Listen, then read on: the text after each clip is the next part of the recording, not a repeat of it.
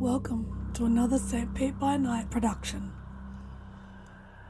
The following is rated for mature audiences and may contain graphic themes that will be distressing to some viewers. As always, we recommend you ensure the safety and well-being of yourself and those around you at all times. Viewer discretion is advised.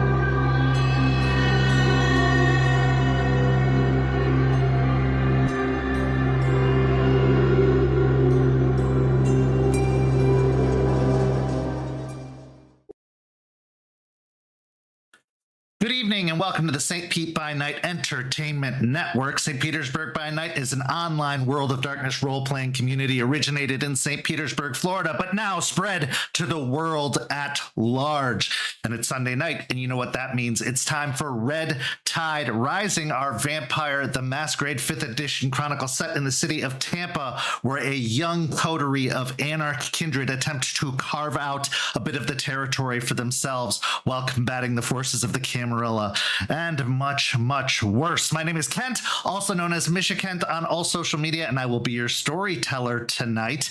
And, you know, if you're feeling up to it, why not go follow St. Pete by Night on all of that social media you see listed down below? And if you really like what you see, you should follow the Discord link to join our amazing community of over 150 plus World of Darkness fans who could talk about something like this very program, as well as possibly start some games of their very own. And if you're signing up for things and feeling especially generous, why not follow that link to the Ko-fi, where you can become a member and get access to all kinds of behind-the-scenes materials like the Rosebud Thorns for this very session, as well as all of our programs, and early sneak peeks to things like artwork and other cool things that we have that are continuing to grow and develop this channel. We really, really appreciate the sponsorship. So if you're feeling up to doing it, we would appreciate if you did. That all being said, I could not tell this amazing story alone. It would take a pretty incredible cast of characters to make that happen. So let's go ahead and introduce those characters now. Players, go ahead and introduce yourselves if you please. Good evening, my name is Garrett, and tonight I will play August. And you know.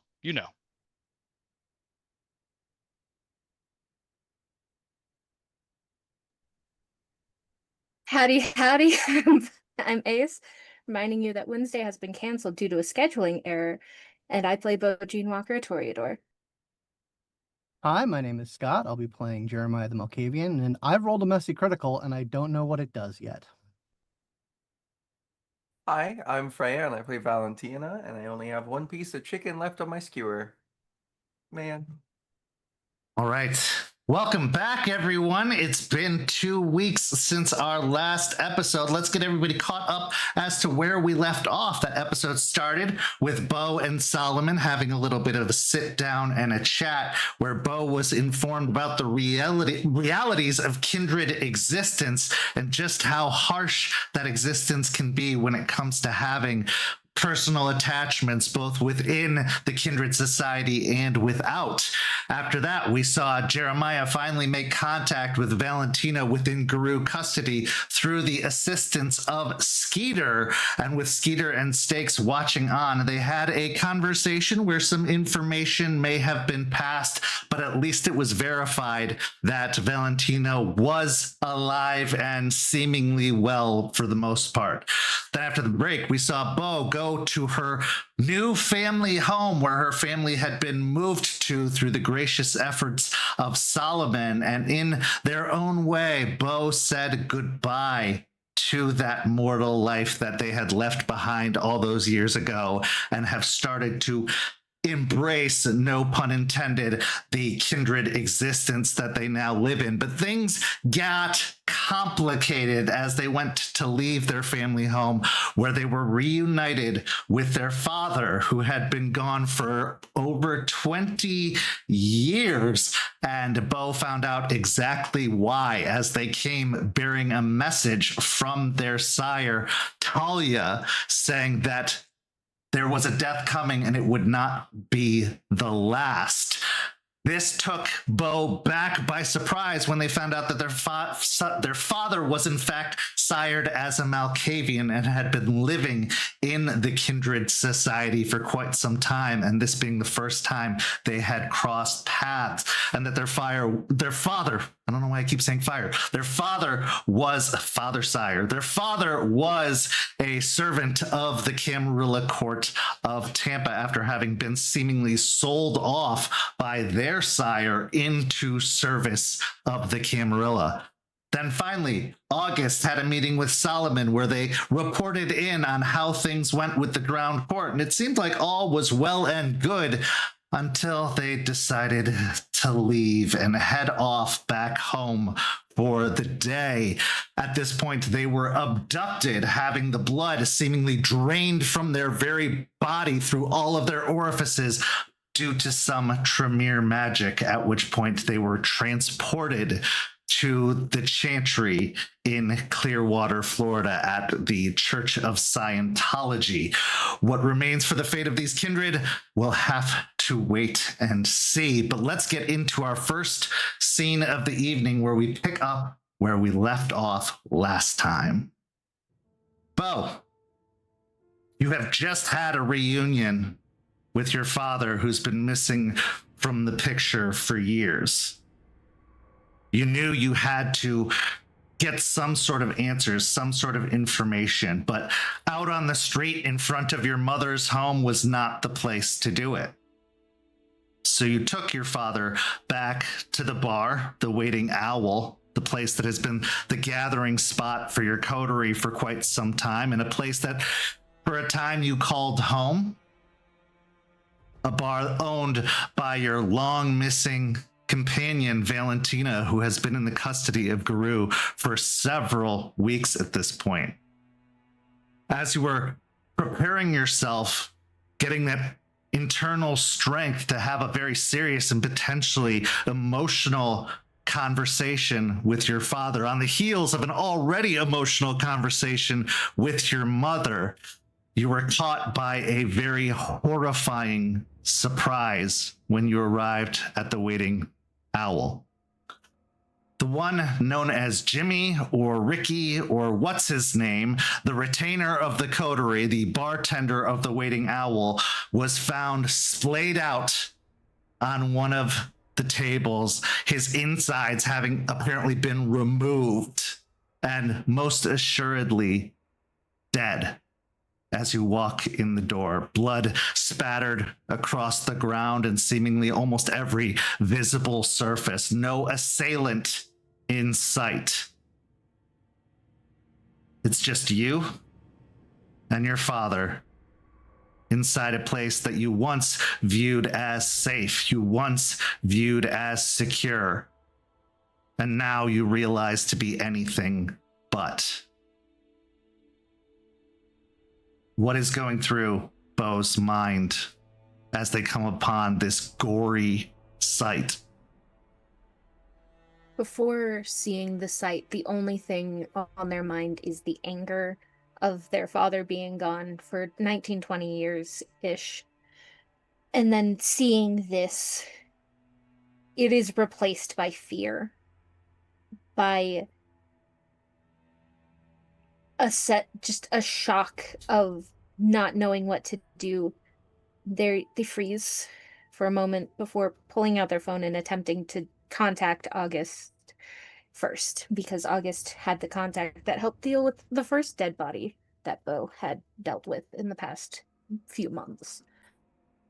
Are you texting or calling? Calling. Okay. As you shakily pull out your phone and dial the number for August, it doesn't even ring. It goes immediately to voicemail.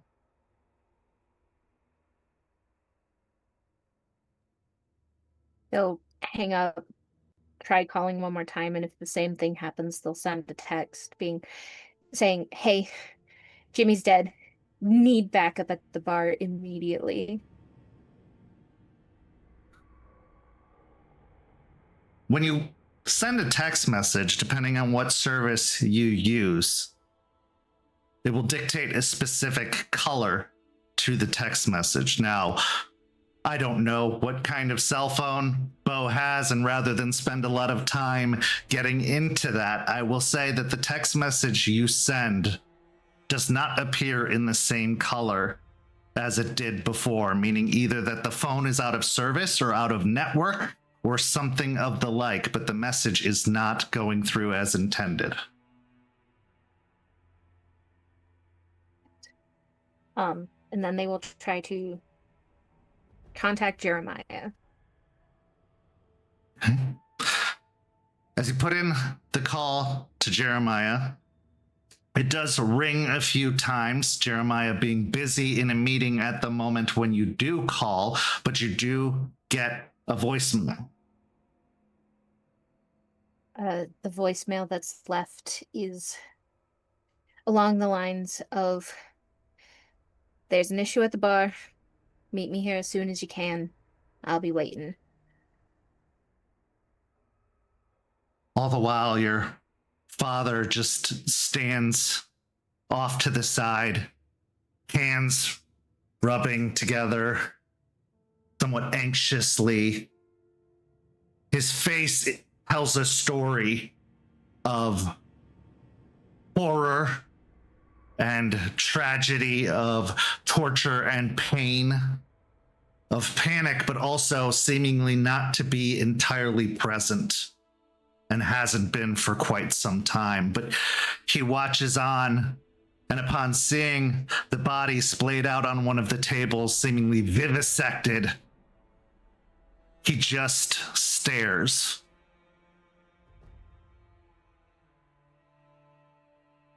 Oh,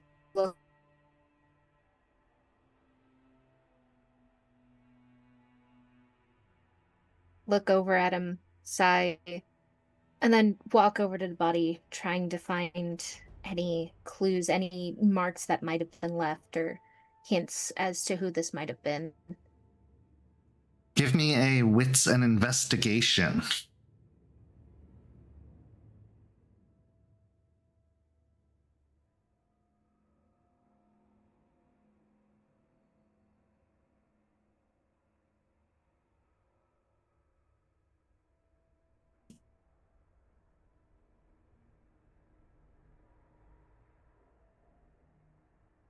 As you go to look over the body with 2 successes, trying to stare carefully down at the torn open flesh, you can see that it was almost raggedly, haphazardly torn apart. No surgical precision. It was almost as if animals had been set loose upon this young man, tearing him piece from piece. As you look past the torn open shirt that seems like it was almost removed from his body to the split open chest cavity, entrails pulled from inside, you can't seem to find any obvious sign or calling card. except for the fact that the heart, seemingly removed, was replaced with a rose.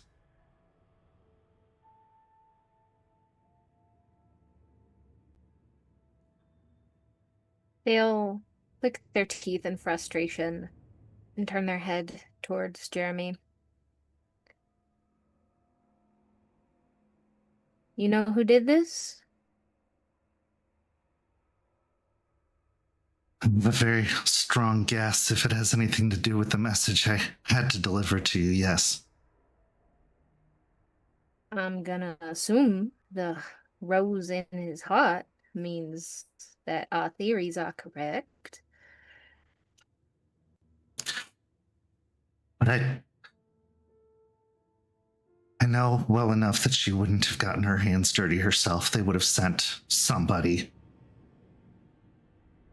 Who?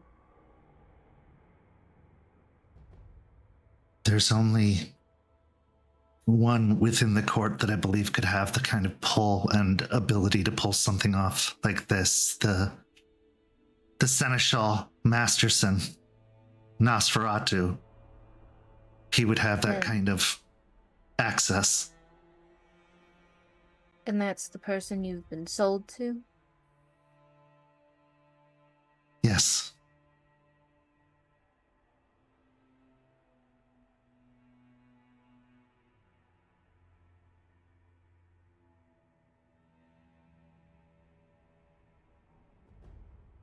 How wise would it be to try to get you to call him here right now? He wouldn't answer even if I did call. Most of the instructions go through answering services, other forms of communication. Very rarely do I actually deal with him directly, if at all.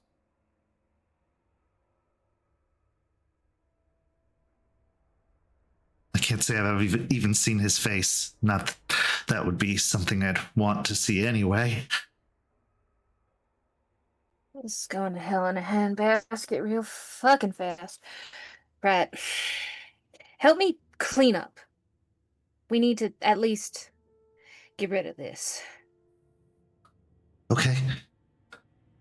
He is sort of frozen in place for a moment, clearly unfamiliar with the setting, clearly unfamiliar with the place, looking around somewhat helplessly before moving over behind the bar and looking underneath for any kind of cleaning supplies or anything to assist.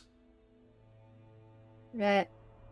You haven't been here before. This way, and Beau will show him to the cleaning closet and start mixing chemicals.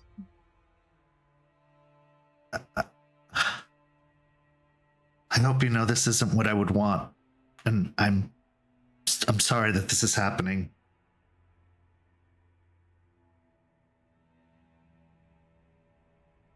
We can have that discussion later when there's not a dead fucking body in the bar.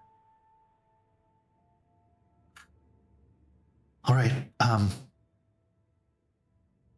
guessing there's some. Both the cleaning supplies, sure, but I'm sure there's probably something in here that we could wrap him up in and transport him. I'll find something. Starts. Yeah, if you need, there's an area apartment upstairs that might have some stuff. Careful what you touch. Not all of it's fine. Can't say they've taught me much that's very good in this society, but they have taught me about being in another's domain. So I will be respectful. And he heads towards the staircase leading up to the apartment. Once he's gone, Beau will mutter to himself as they mix the chemicals and walk over to the blood and start scrubbing it as they just angrily mutter to themselves. As you scrub, it just feels like the blood just keeps getting spread out more and more, and maybe that's just in your mind. Maybe it's not entirely true, as you just have to keep dumping the rags and sponges into the bucket, which is slowly becoming this brownish red mixture. As your mind is racing, going over thoughts of how could she be so brutal? How could she do something so vile and disgusting? You knew she was dangerous. You knew that she was at times heartless, but she was never violent. She was never grotesque.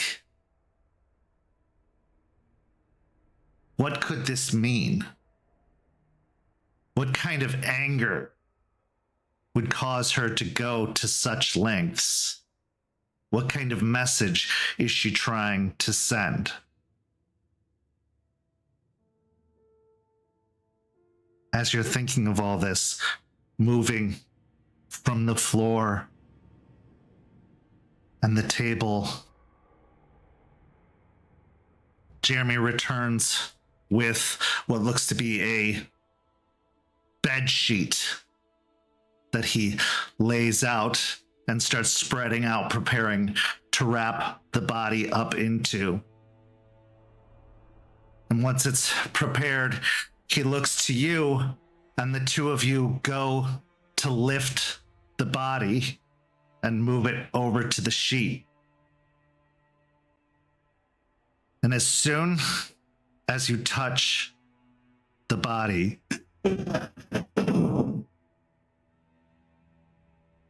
Jimmy, Ricky, what's his name? Dirks, suddenly taking a large, meaningless inhalation of air that seems to go through his esophagus and out these cavities in his chest. He snatches your wrist and looks towards you with lifeless eyes that seem completely hollowed out and without existence. And he says to you in the most haunting, empty voice, "This is your fault. You took her and you ran. But no matter where you run, I will always find you." And then his eyes roll back into his head, his jaw goes slack, and his head drops back, and emerging from the hole in his chest cavity, a shadowy form starts to curl its way out of the cavity before darting away from the light and out under one of the door frames to the exterior. Could I use rapid reflexes or just a roll to try and grab the shadow before it leaves? Sure, give me a dexterity and athletics. And you can add your celerity rating to it.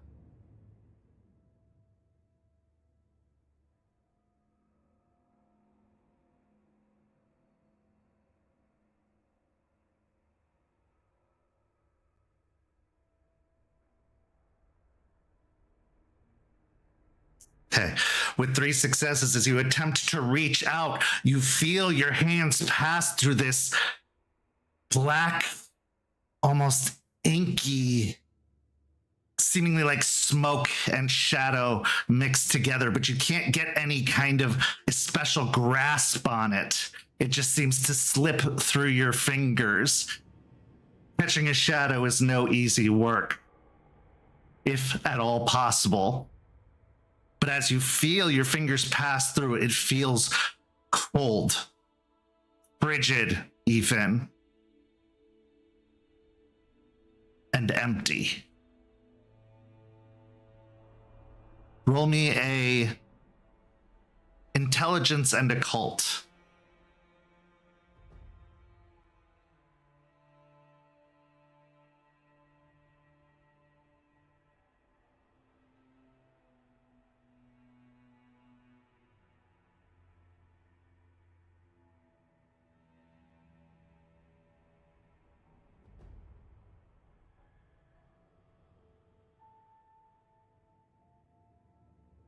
Be successes.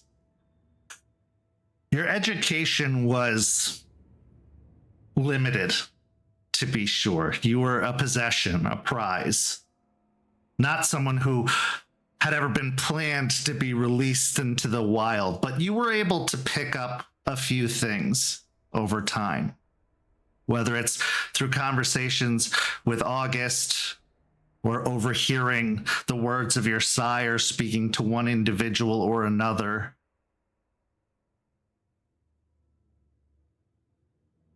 The work of oblivion has many uses. One of them is by that of the Hecata, the necromancers. Another is that of the Lasombra. But both draw upon the same kind of energy, the same kind of substance, coming from a place known as the abyss, the void,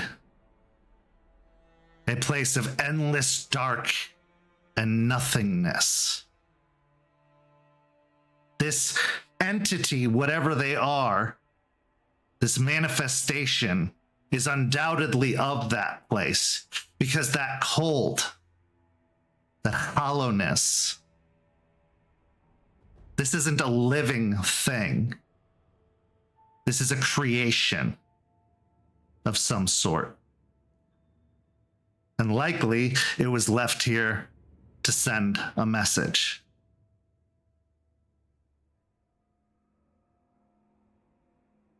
This wouldn't be the last death, but the first of many. Unfortunately, the first that are often targeted in times of war and conflict are the innocent, especially in kindred society.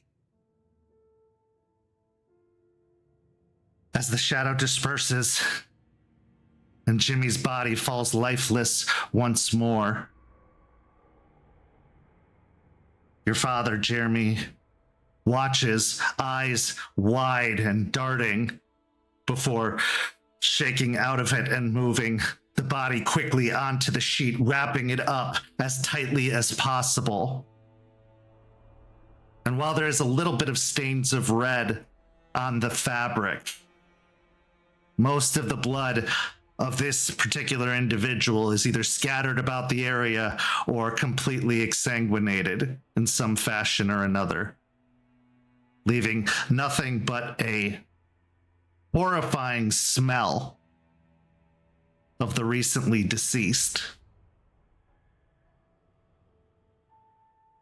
Once the body is wrapped up, your father looks to you again. What now?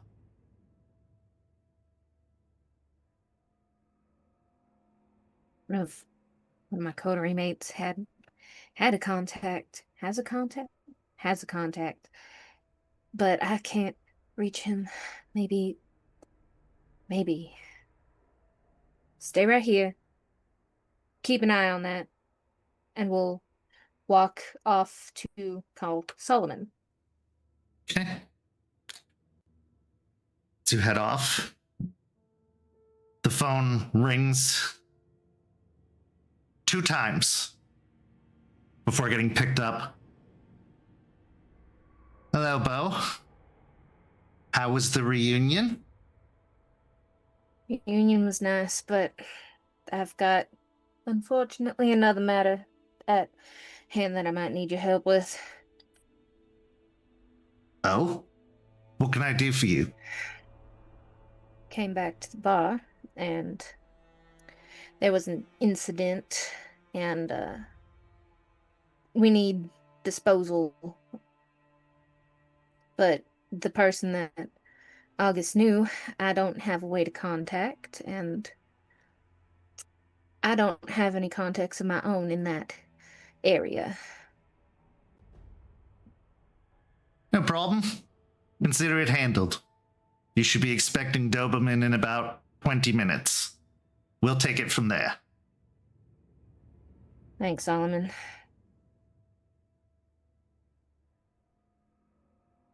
This does give me pause, however. Where are you exactly? The That is a problem. I'm sure that hasn't escaped your notice. Yeah, it's a big fucking problem, especially considering the shadow that came out of the dead body after delivering a message.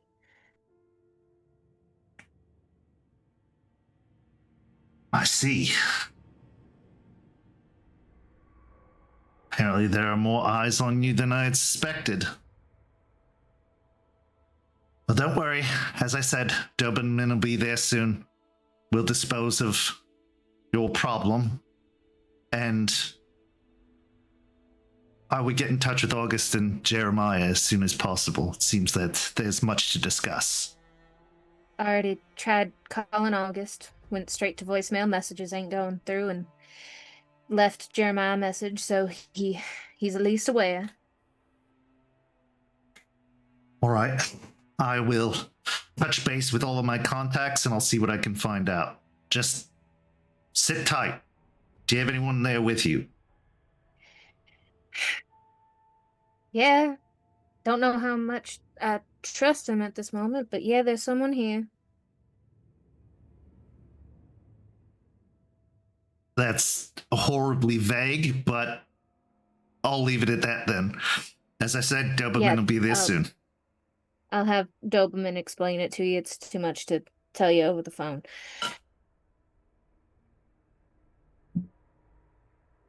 Stay safe, Beau. I will. At that point, the phone hangs up. Jeremy has stopped wringing his hands and fallen still as the grave.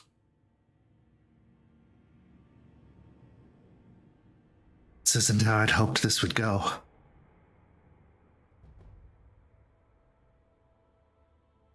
And how did you hope it would go? To be completely honest, I had hoped it would never go. I'd hoped you would have to know nothing about this and that I could just have been a memory. But when they told me what had happened, they told me where I had to go. I'd hoped I could explain everything. I'd hoped I could apologize. I'd hoped I could make it right in some way. I just don't even know where to begin.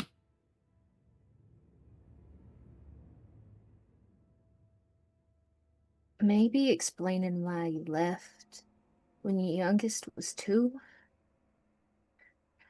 Me and Beth was 7. You were just suddenly gone. I think you know better than anyone. I didn't go. I was taken. And what was I supposed to do? Show up and say I'm a vampire? Only see you during the nights? I didn't want you to be exposed to this world. I didn't even know what this world was. I didn't even know who I was for the first several years.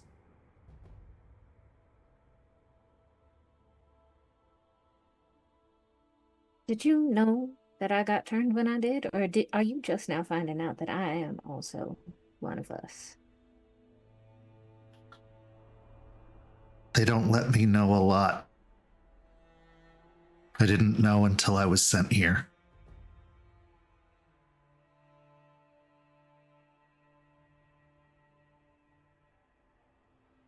Not even a Christmas card?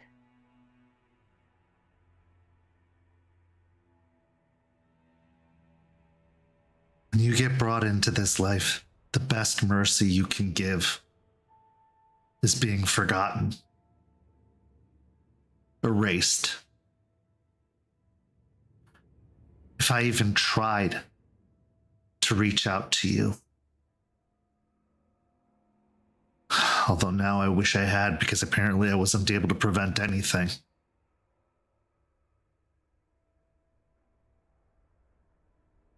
Not your fault I fell for a pretty face at a bar. Maybe. But I can't help but think that that face wouldn't have been there if it wasn't for me. I don't know if that's true or just my own guilt talking, but I didn't want any of this for you. That's why I stayed away. For your mother, for your brothers and sister. I thought I was protecting you.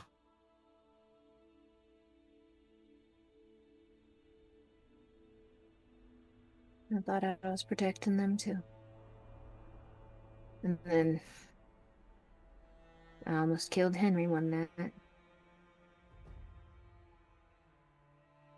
He's still alive, but haven't talked to him since.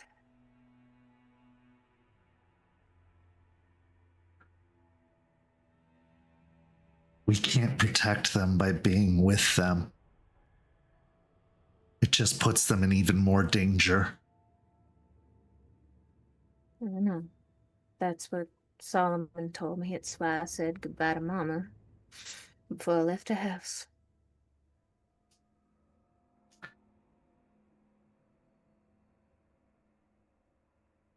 I was there sometimes, you know.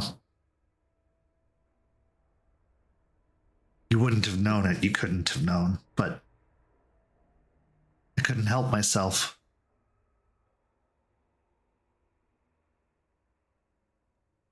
What do you mean?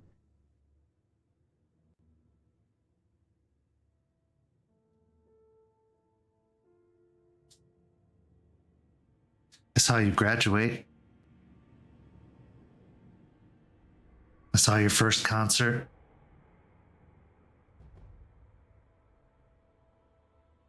I shouldn't have. I know I shouldn't have, but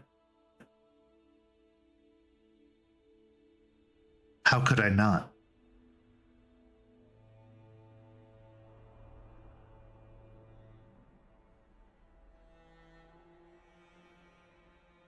You know what we are. We can do some strange and unusual things. Well, one of mine is to be in places without being seen, or at least being noticed.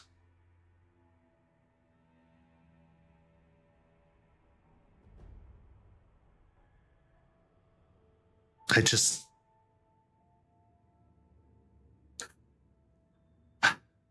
couldn't stop myself.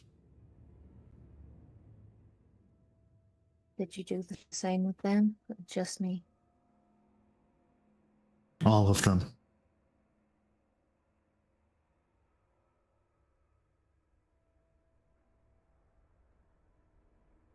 How's Mary doing? She's okay. She's not doing as well as I'm sure you'd like, but she's tough. She always was. I always used to think I'd have to fight the boys off of her. No, that Spitfire, she bites them off herself. Yeah. She's able to drink now, as of a few months ago. Your baby girl's all grown up now. Yeah.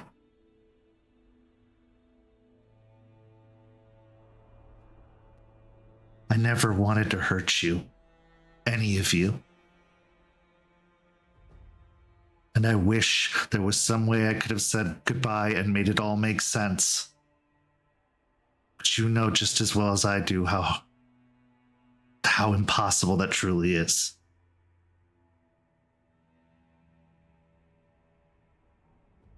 I know. I still keep that hair clip you gave me before you left. The dragonfly. I don't know if Beth still has hers, but part of me hopes she does. Me too.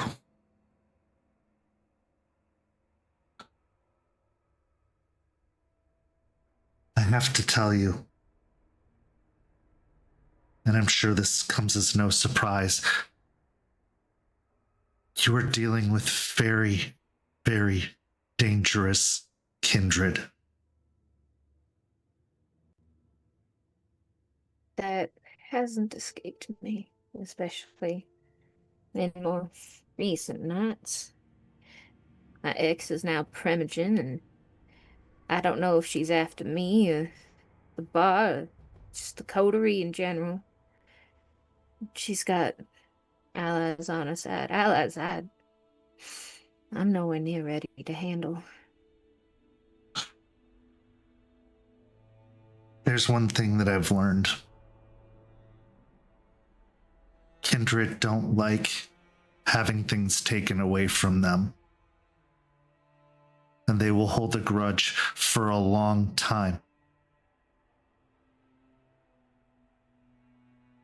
You have to run, Beau. You have to run as far as you can, and you have to keep running if you have any hopes of escaping this. Run where? I don't have anywhere to go. This is my home. Florida's always been my home. I don't know anywhere else. Doesn't matter. You can go anywhere you want to go, see everything you want to see, but the longer you're here, they will keep hunting you. The message said it. This isn't going to be the last. And if I run, what's stopping them from chasing me? I can't live my life running forever. No. But it's a big world. And if you really want to protect anyone, do what I couldn't.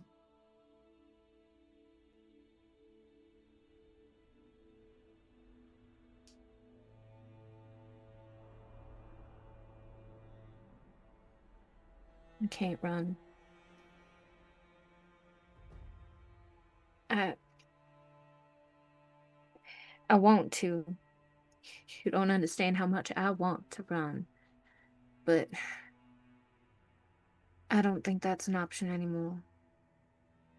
This ends with one of us dead. And if it's me, then my time has come. But if it's her, then I will keep living my life every day, as long as I can. But I will not let fear control me.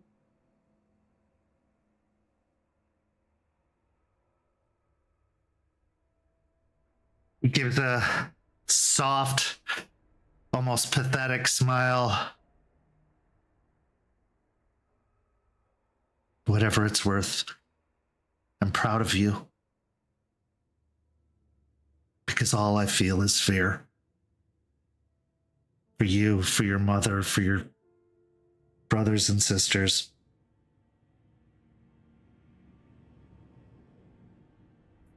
His head twitches to the side, and he takes the palm of his hand and starts smacking it against the side of his head. Get out, get out, get out, get out.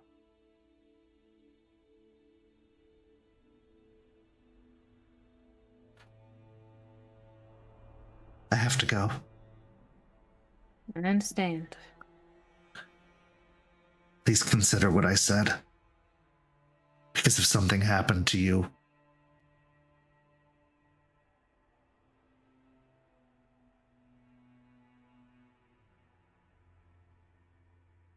I hope we don't see each other again. But I pray that we do. Under different circumstances, of course.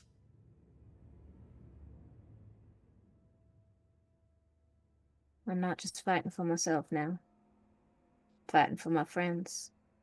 And now for your freedom. I will get you out of there. And that is a promise.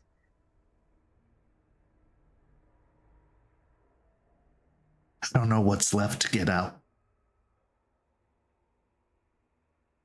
The man who helped raise me. Not as much as I should have. You were still there when you could have just run.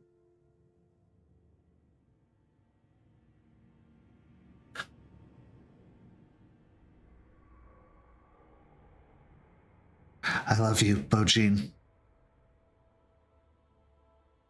Love you too, Dad. As he moves towards the back door, you hear a knock at the front, which causes your eyes to shift towards the glass-plated windows, where you see the large looming figure of Doberman standing in the doorway. And as you go to look back for your father, he's gone. Nowhere in sight. Beau will wave towards the back door, then go to the front and open it. So you open the door. Doberman comes in, surveying the scene.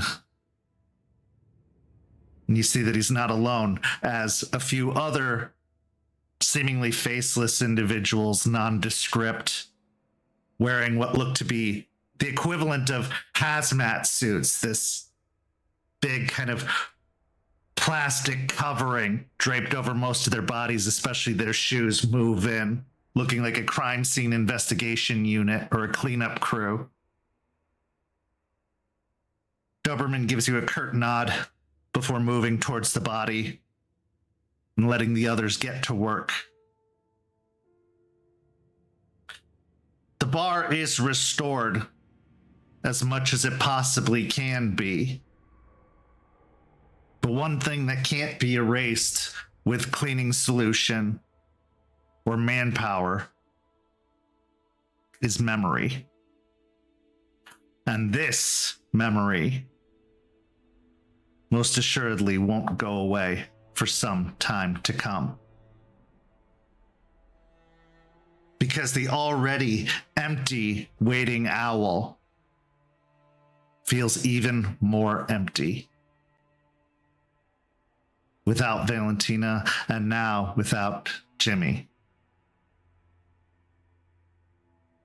How many more will she take before she's satisfied?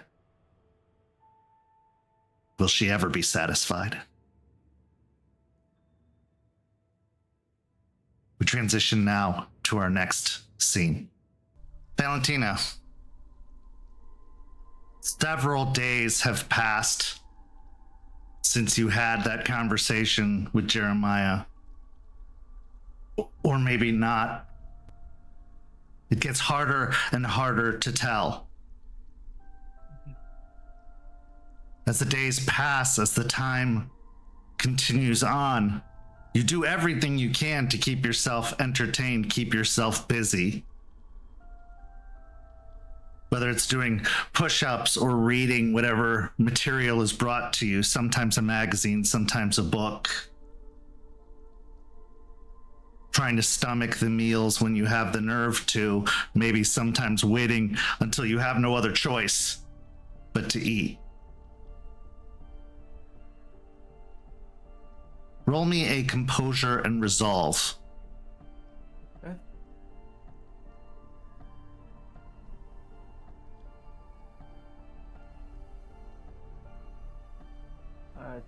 2 successes. As you wake up this particular day, night, whatever, you feel an itch. An itch that seems to have begun at the base of your skull.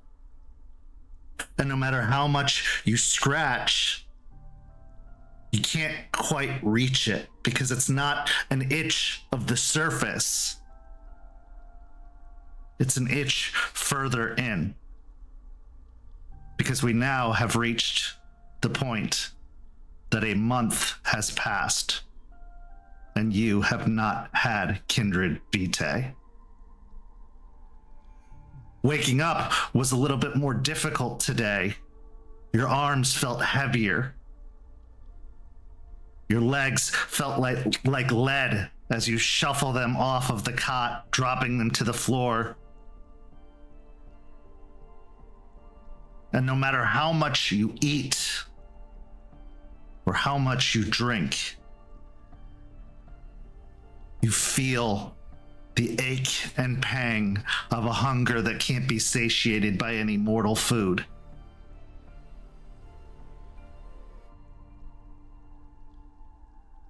You hear the crank of the wheel to your cell door, which stirs you out of this scratching, itching hunger for a moment. And as the door slowly slides open,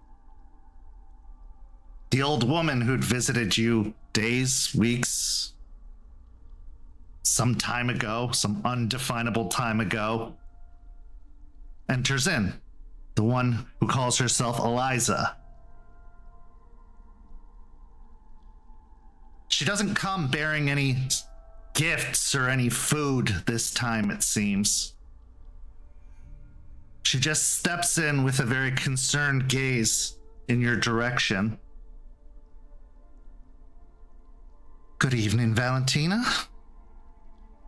Good evening. How are you feeling?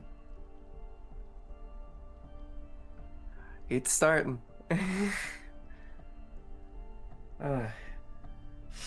Be alright. Everything will be okay.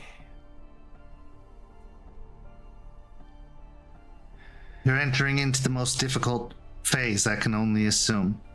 And it's only going to get a whole lot harder from here.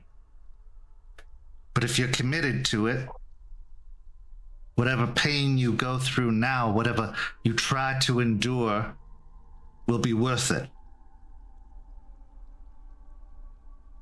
You just have to stick with it as long as you possibly can. And we'll do everything we can to ensure your survival and your safe relocation away from here once that time has happened. You are still dedicated to this, aren't you? I don't plan on dying, so yeah. Dedicated towards purging the poison from your veins and returning to a normal human life? I'm dedicated on surviving, yeah. Whatever it takes. It'll be alright. Gosh.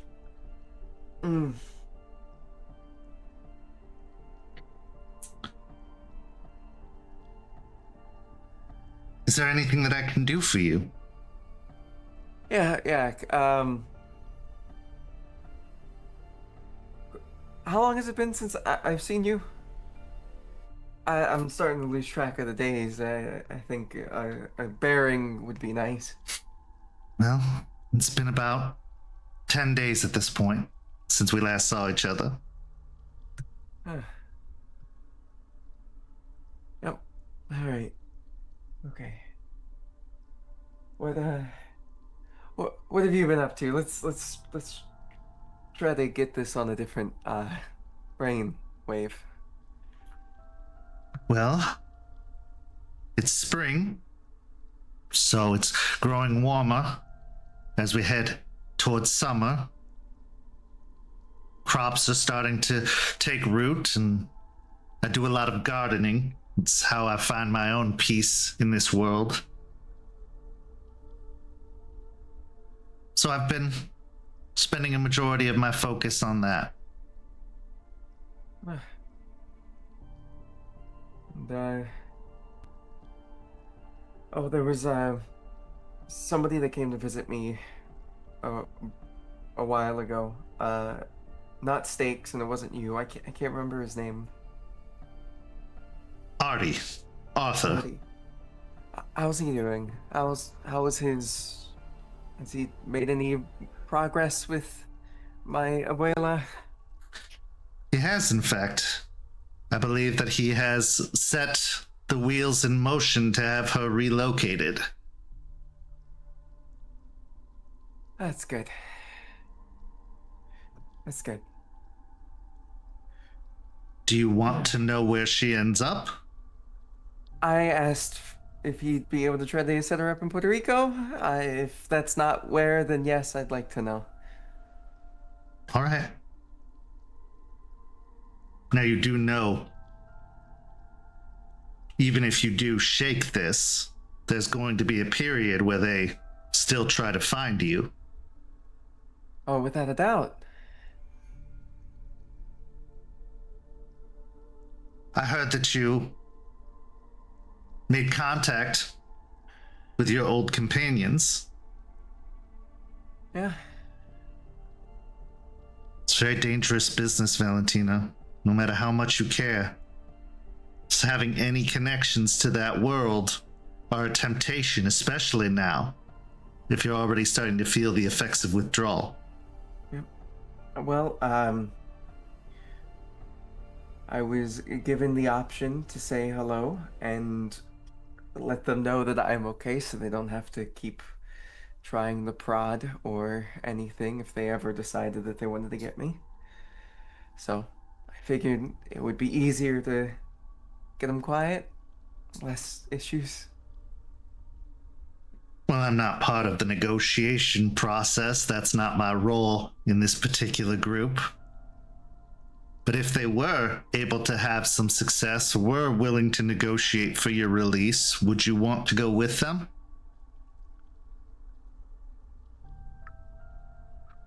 Right now, I can't answer that. We're gonna have to answer that with a clearer mind, I think. I've gone through this a couple times, at least the beginnings of it, and then the middle portion where it starts to hurt really bad. So I'm a bit scared right now. I understand. Pain is scary.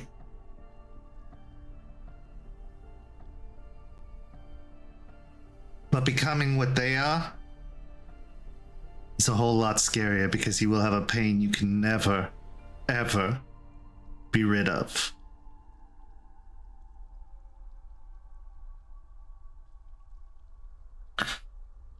I'm pleased to report that everything seems secure. I've done some work to ensure that there are no ill forces making their way in, and I can tell by the surroundings that the others have pitched in as well to try and make you feel a little bit more comfortable. Very nice.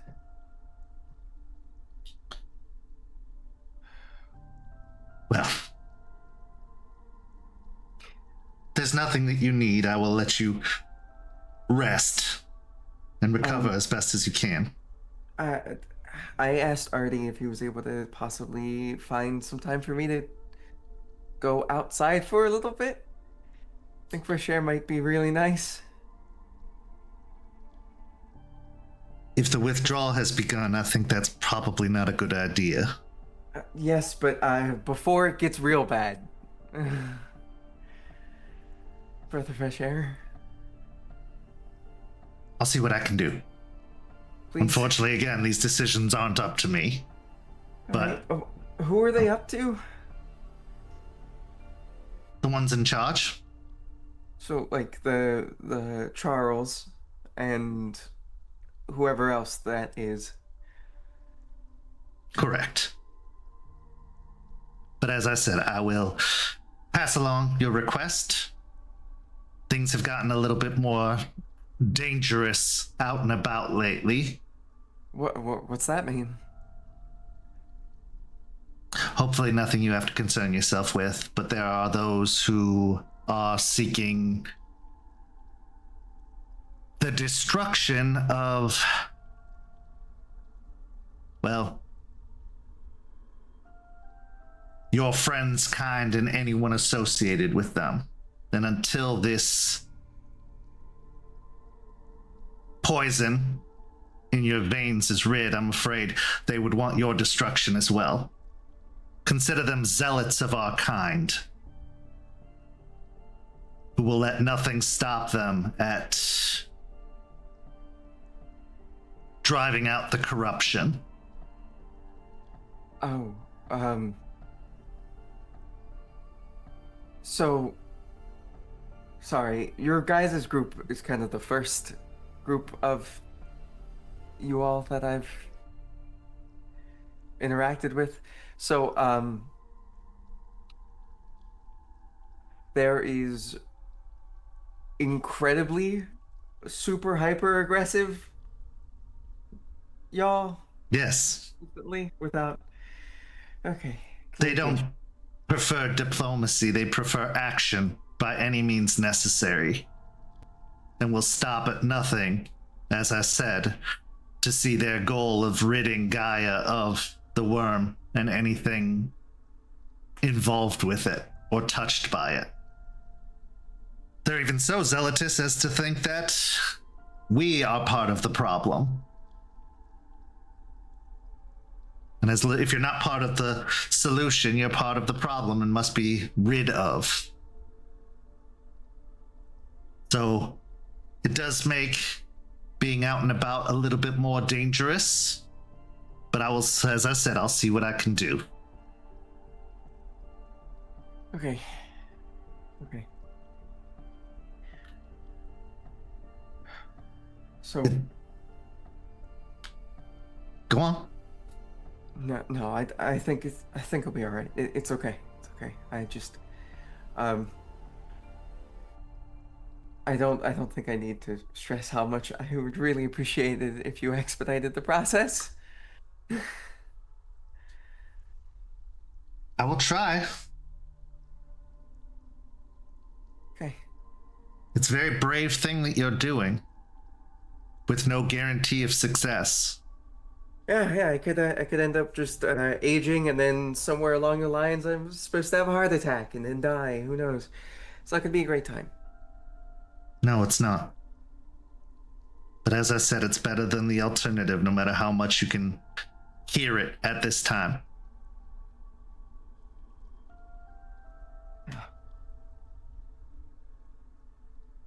I'll see if I can whip together some meals that are a little bit more accommodating for your current situation. Something calming, relaxing, comfort food. Ooh, I think some birria tacos. That sounds real nice. I'll make sure that happens. Thank you. I'll see you again real soon, all right? Please do. She steps out of the room, giving you a polite smile, and the door shuts with the same metallic thud that echoes off of the stone walls.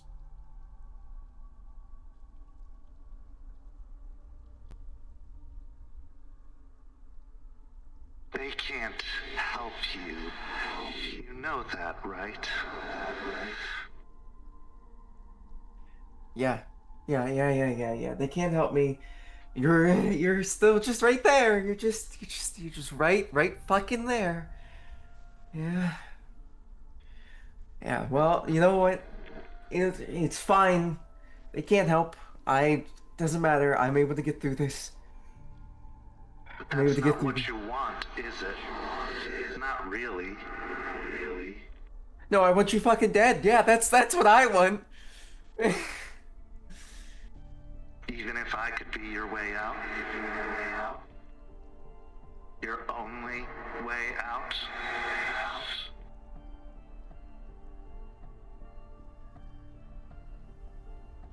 I told you, all you have to do is beg for it. Nope, not yet. And I haven't even started feeling the pain yet. Come on, you've made me deal with worse. Don't lie to me, Valentina. You're feeling the pain right now. And it's only going to get so much worse. Well, fine. Fuck you. Doesn't matter. It'll be okay. It'll be okay. It'll be okay. All right. It's all right. No. You. Where are your friends, Val?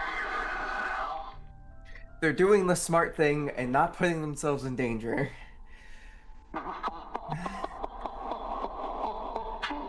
Not in danger? What? Alright, fine. They're probably in some kind of danger, but at least they're not in the immediate danger of these assholes. They're always in the danger of these assholes, and you've made it even worse for them. So Yeah. I fucking know. I know I made it worse for them. You're leaving. Come on, now you're just rehashing shit that I've said to myself. Come on.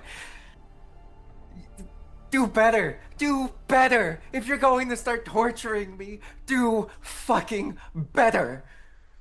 But I'm not torturing you, Val. You are. Yeah. Fuck you.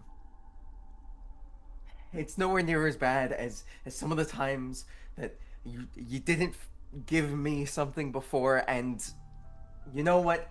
I'm intrigued on how bad it can feel. So try again later, asshole. Probably no worse than losing her. Because there's nowhere they can send her that I can't find her.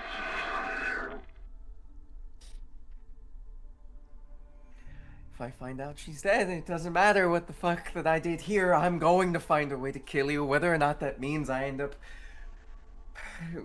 I don't know. As crippled and elderly as she is, once the blood wears off?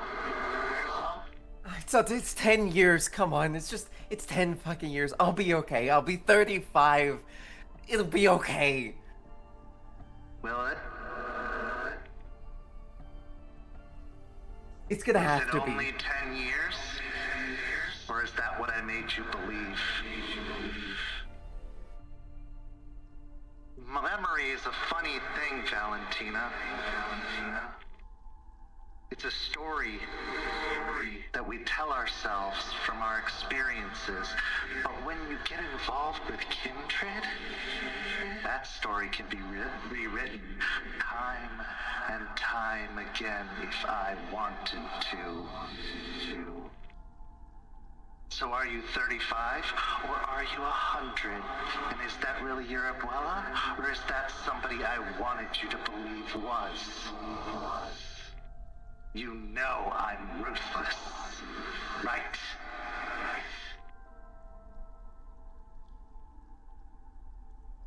Consider that as the hunger continues to take hold. Consider that as your body grows weaker. And before this is all over, I will have you on your knees. And maybe, just maybe, I'll set you free. Yeah. Mark my words. If that comes to be, and you don't make sure I'm gone,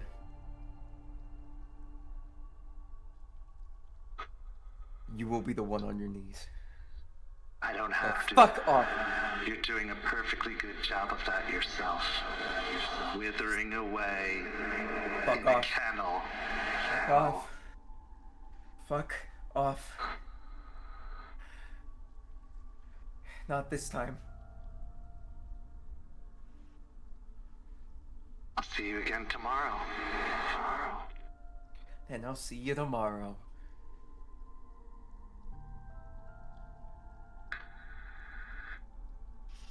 As those words echo in your mind, you look about the room, paranoid. How is she here? How did she get in? You've done everything to make sure there's no shadow in every single corner, and there isn't. There's only you. There's only these walls. There's only the hunger.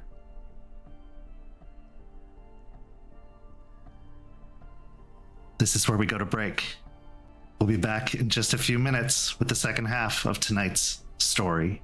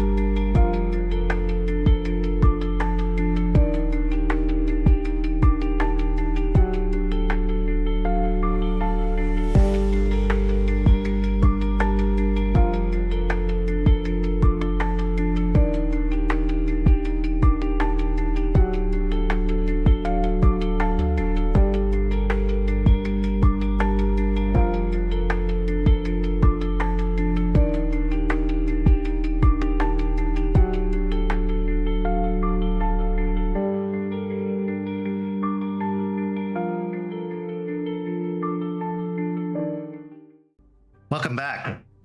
As we return, we find ourselves at the Waiting Owl that same very evening. Doberman's been hard at work with the cleanup crew, making sure that everything can be restored to a Masquerade-friendly place. And Jeremiah, after receiving a very, very distressing voicemail from Beau on the heels of your meeting with one of your political allies, looking into more information about the upcoming rally, you race to the Waiting Owl. And you arrive just in time to see the big paneled van outside, to see Doberman and a entire crime scene cleanup crew seemingly moving out of the Waiting Owl. Doberman gives you a curt nod and then jerks his head towards the inside before climbing into the van with the others. I'll return it and just with a confused look on my face, head in.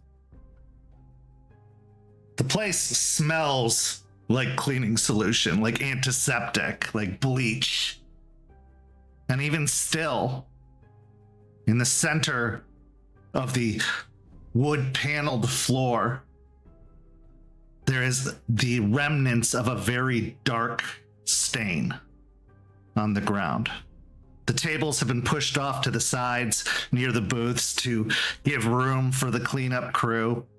You can see that the floor is still damp from having been mopped and scrubbed. And there's Beau in the otherwise empty room. No Jimmy or Ricky or what's his name, who is almost always here. Nobody. Beau, as soon as you see Jeremiah, you realize he got your message and he is here and the scene is yours. Beau had been kind of pacing off to the side by the bar while the cleanup crew was doing their thing. They went upstairs and changed into more comfortable clothes that they had stashed away for after performances.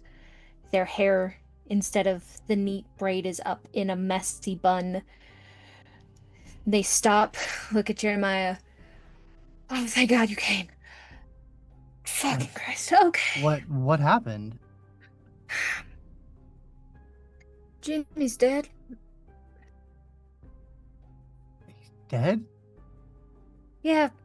Whole chest open. There was a rose in his heart. Blood fucking everywhere. And A rose in his heart? yeah.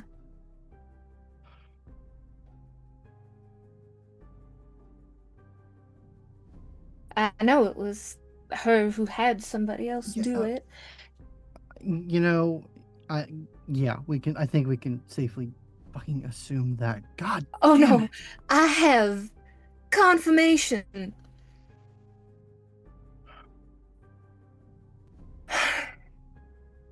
Okay, walk me through it. So, I told you I was visiting my mom, right? Telling her goodbye, seeing her at the new place. Well, out of fucking nowhere, as I'm leaving, my dad shows up after being gone for nearly 20 fucking years. And lo and behold, he's one of us. One of your clan, specifically. Oh, I'm sorry. Sold to Masterson, the seneschal, working for him, and was sent with a message from Talia. Something about losing something. I don't remember the exact word, and everything's hectic. A lot needed to be said, so we came back here, and dead Jimmy. Dead Jimmy. Shit. He'll go over to where the spot is, and just kind of put a hand on it. Here. Yeah. He was a good dude. Fuck. Beau will go back to pacing in a tight circle. Fucking. When cleaning, trying to clean up, something about when I took her, there's a war coming, this isn't the first. And then a shadow left the body?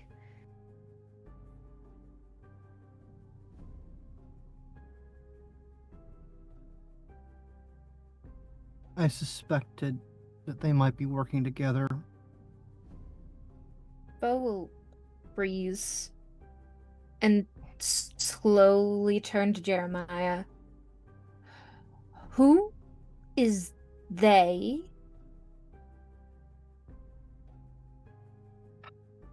Well, unless your sire is canoodling with another Lasombra in this city, I would assume Athame.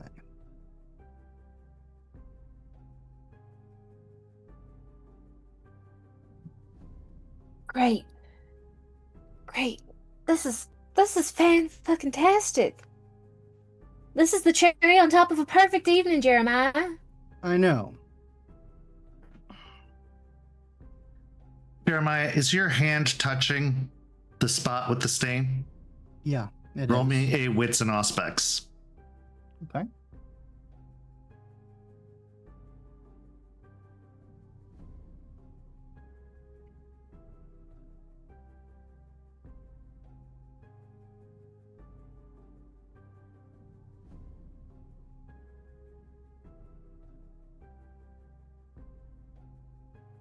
One success.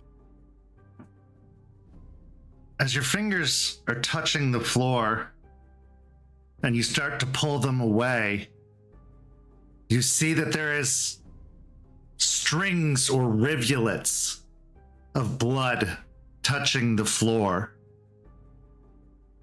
As you pull them up to look at your fingers, you see the red, tacky substance on your fingers. And as a drop falls from one of your fingers to the floor, it actually splashes as the ground becomes no longer solid. If anything, it becomes like water with a rippling texture over the top that looks like the wood paneling of the floor.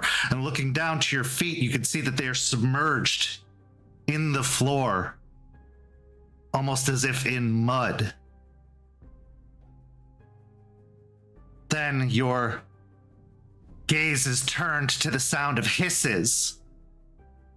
And as you look over in that direction, you see that you are not looking at the walls of the bar anymore. Instead, you are looking at what looks to be trees lining a waterway,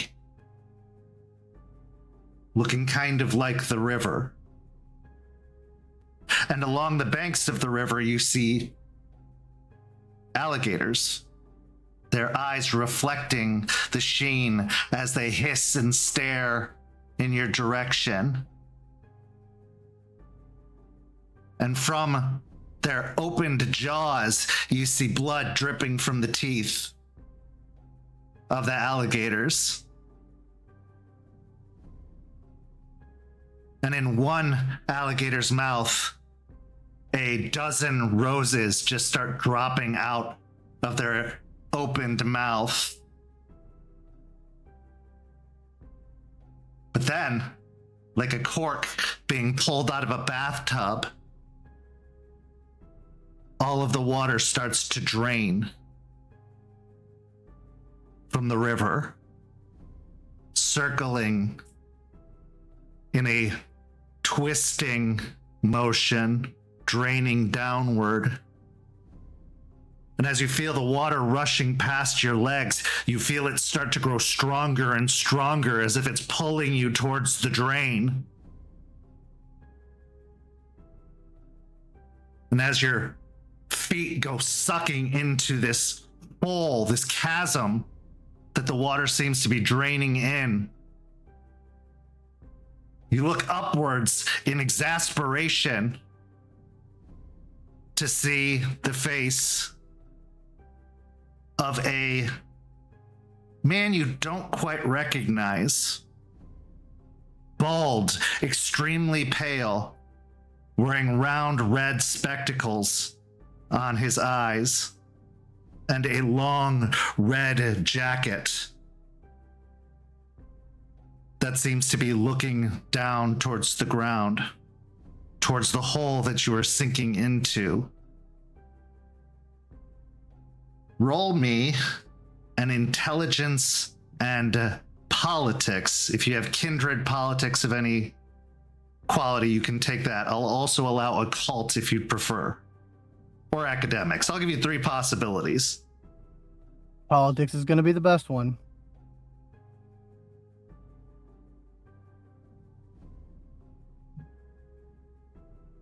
Five successes.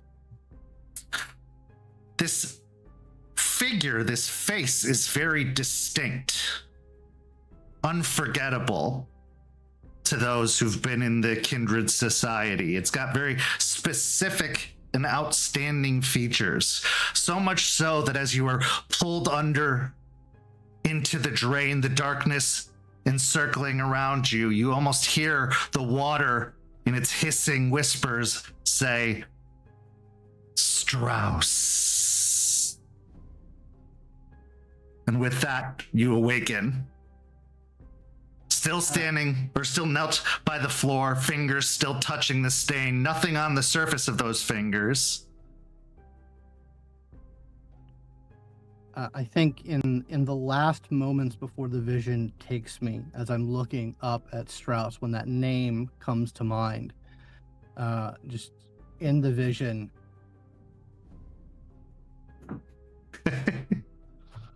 and then like I'll come back and hands up. Okay. Shit. What just happened? Vision happens sometimes. And he'll pull out one of his little spiral notepads and just start jotting down everything that he saw. And he'll let Beau watch as he does, and then gets to the last part and writes the name Strauss, underlines it 3 times. Does the name Strauss ring any bells? Roll me an intelligence and academics or politics or occult. Any of the above. And would I know the context of Strauss? Would I know generally who he is? With 5 successes, definitely, yeah.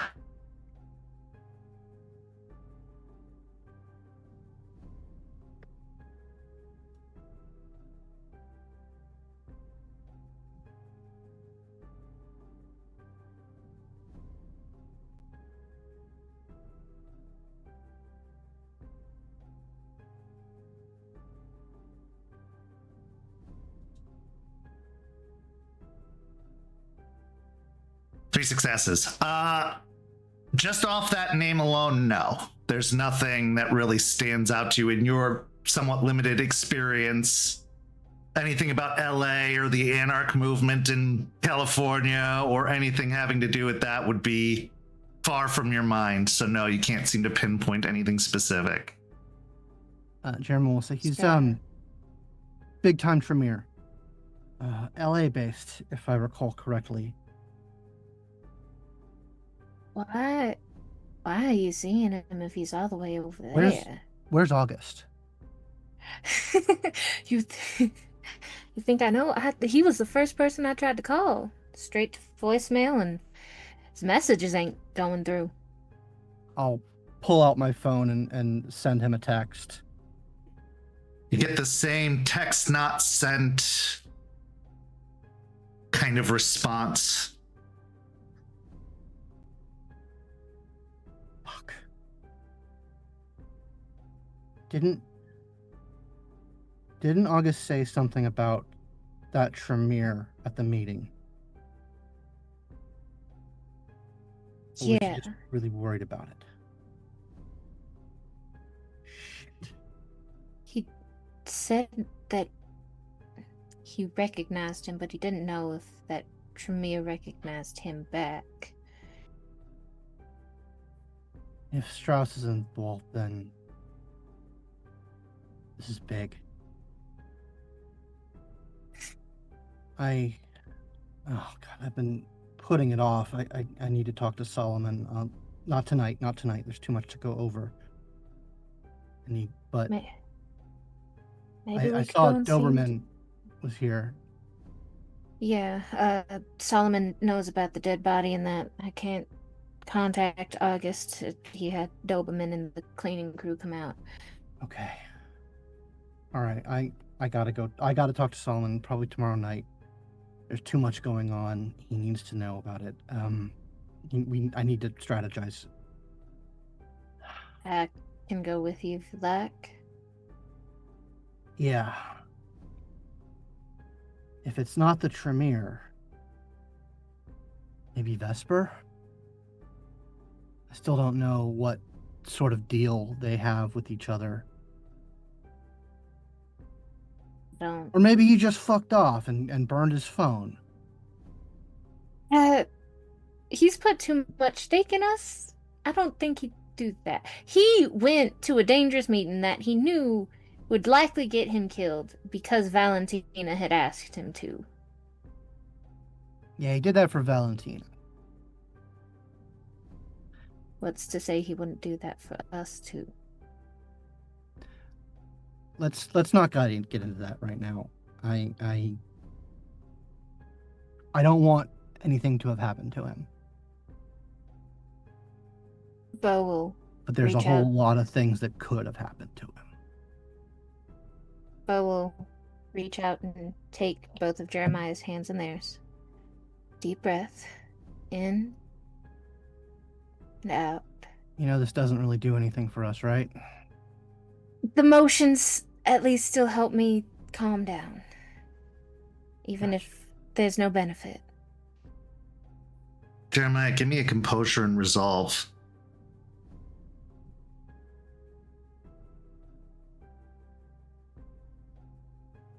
Two successes.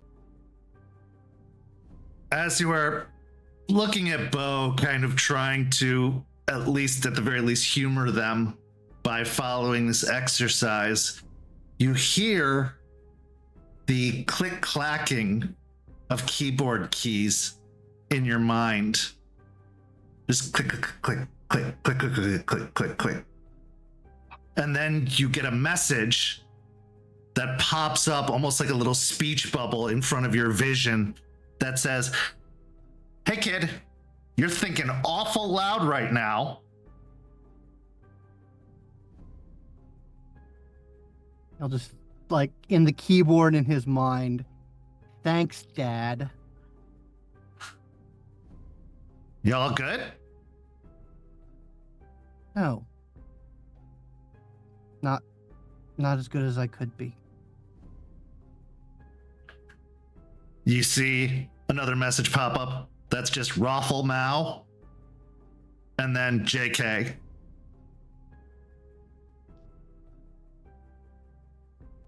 You know I hate this. I'll email you later. Let's get a K in response. And then Like, the I ticking. think Go ahead. I think Beau sees Jeremiah, like, typing in the air. Is this something Jeremiah has done before? I don't think Beau's ever seen that. They'll take a step back, let Jeremiah do their thing, but kind of tilt their head and furrow their brow as they watch.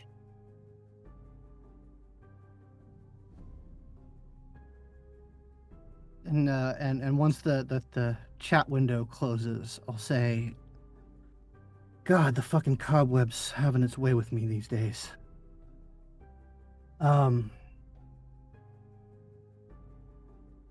Speaking of which, since we're going through our problems, I had a good think about our leak situation. I scoured this place with everything I had. I opened up the third eye and I scoured and I looked. I couldn't find anything, no bugs, nothing mystical that I could see. But I did get a vision. A broken chain, but a rope, a red rope, still connected. I don't know what it means.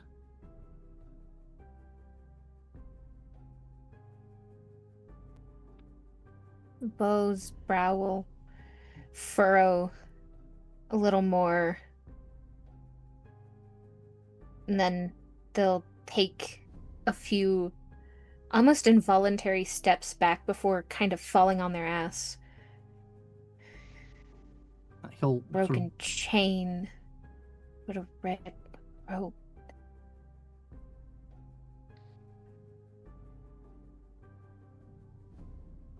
ring any bells?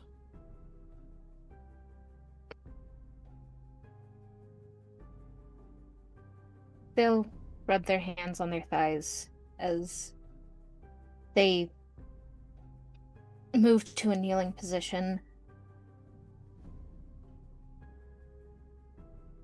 I have a few ideas, but I don't know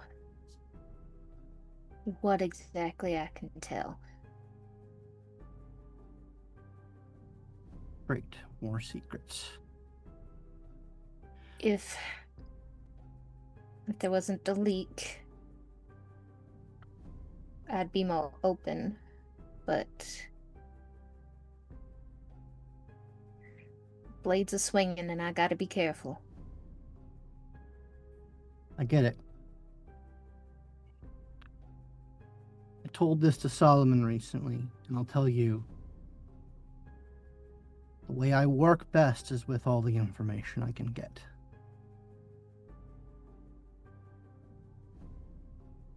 But if it's something you need to hold off on, I get it.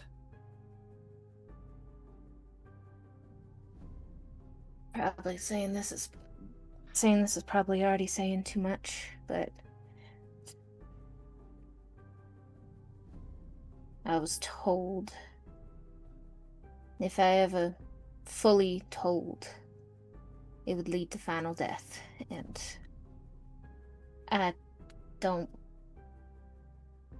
This is not making me less suspicious, Beau. I know it ain't. I'm afraid that's as much as I I get it. I can get tell it. you Okay? in fear of my own life. I get it. You know I'm here to help, right? I know. But this is dealing with things much, much larger than ourselves. Right. Well, regardless, we've got a fucking kill, tell ya. No fucking shit. If she's doing this, if she's mixed up with Strauss, if she's partnered with Athame. She's working for the they have fucking like prince. a base out in the swamp where they all do evil shit together.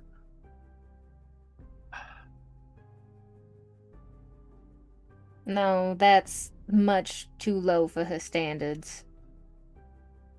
And rise up, you know. I may be talking to someone younger than me that knows what that cartoon is. Anyway,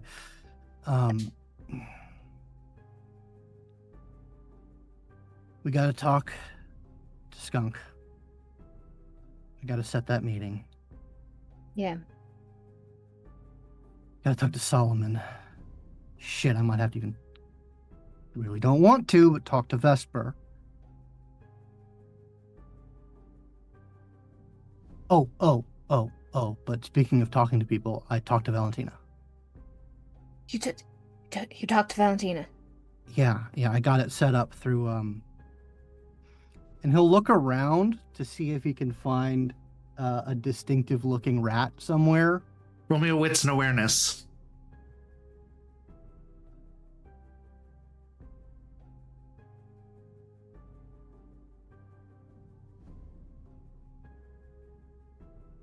One success. You don't see any rats anywhere obvious, not in front of you, at least in the current moment, but you are very distracted by the visions and this information that Beau is telling you something, but not telling you all of it. And it's too much to notice or know. I worked it out with Skeeter. We got a encrypted walkie-talkie, and he took it to where she was. She's okay.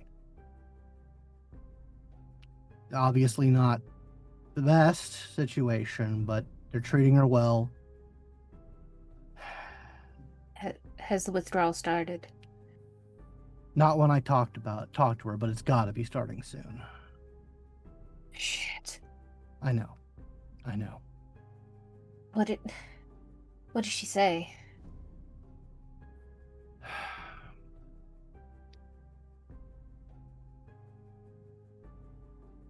There wasn't a lot that we could say. I mean, they were listening, obviously. I didn't want to get her into hot water. And obviously, I don't want to tell them more than they need to know. We need to have some cards for when that game gets played. But yeah, they've got her somewhere safe. They're watching her. She said that the reason she did it was Athame. That she's just been feeling like she's been getting stronger, which I think I know why. And it sort of drove her to desperation. I didn't get into it with her. I didn't get mad or yell at her. That wouldn't help anything right now. Hold on. Circle back. What do you mean you know why she's getting stronger? And Beau will push themselves up to a standing position and walk over towards Jeremiah. She's my fucking rival. You think I'm not going to keep tabs on her? I know her and Valentina have a real fucked up toxic abuser relationship, but her and I have been going back and forth for 10 years now.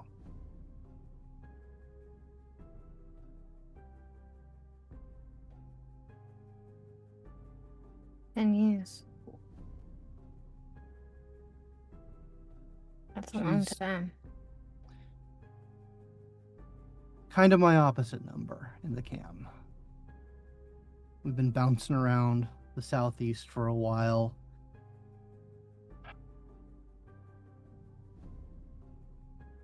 But the fact that she's gotten stronger, I'm pretty sure I know how. Fucking diablerie. That's no good. Listen, it's diablerie. Fucking. Yeah, it's gross. I understand it's the temptation. You know, apparently it's better than vitae, better than sex, better than drugs, whatever. But it's still feeding a part of yourself to your beast.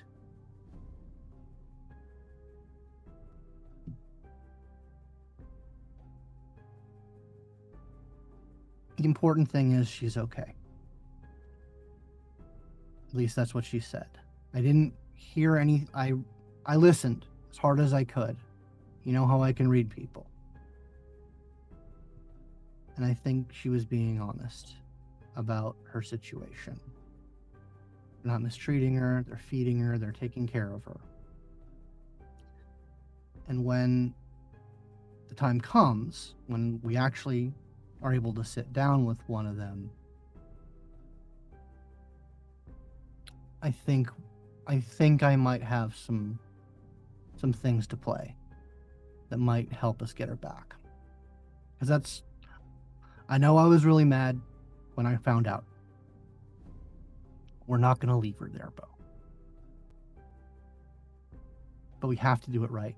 We cannot fuck up this goddamn werewolf situation.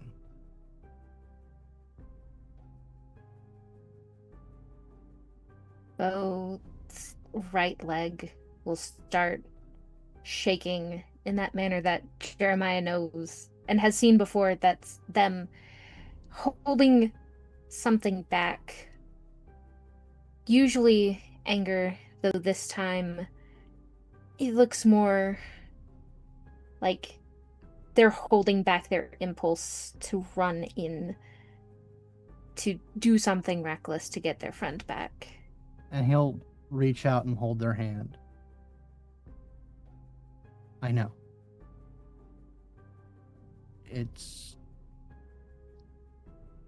She's a comrade.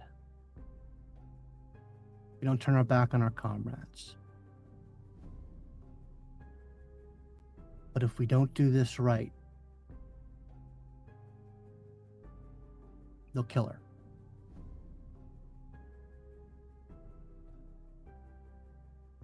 Do you trust me? Trust you. Then let me handle it. We'll get her back. And then we'll talk about her future. See what she actually wants to do. Hey, it might be the first time that we can actually get the real story. Beau nod and then take just a brief moment before using the hand in hers to pull Jeremiah into her and hug him tightly. And he'll return it. I don't want to lose her, Jer. We're not gonna. It's gonna suck. But it's 10 years. It's not gonna, I don't think that's gonna kill her. And if they wanted to kill her, they would have done it already. I'm not worried about the wolves. You should be. We have the fucking Cam bringing a war to our door. I know.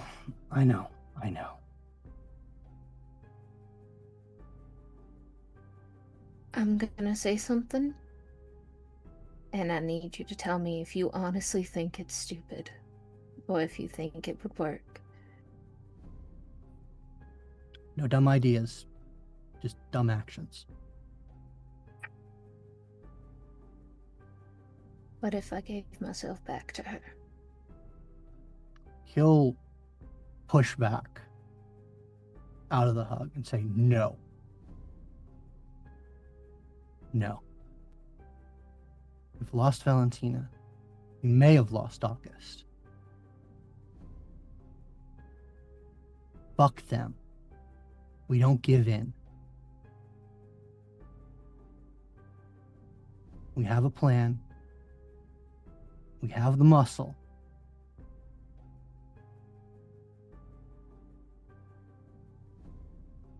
She's not invincible. She's not. But she has so much at her disposal now.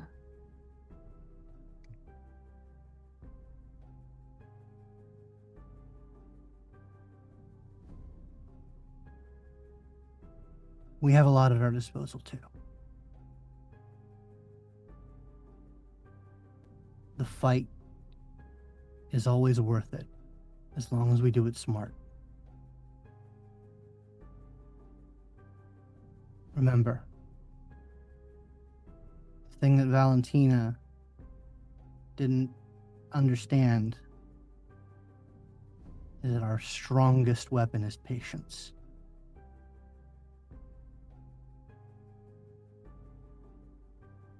Now, they've been kicking us pretty hard.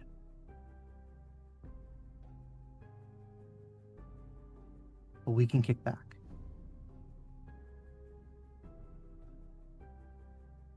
And that bitch is gonna see the sun. I promise you.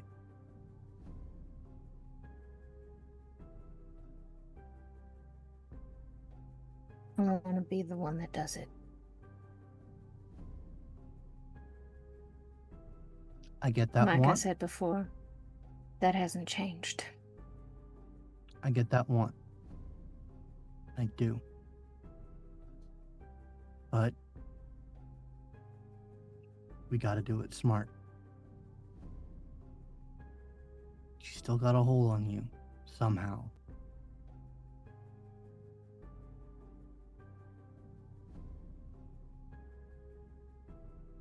Thing about revenge.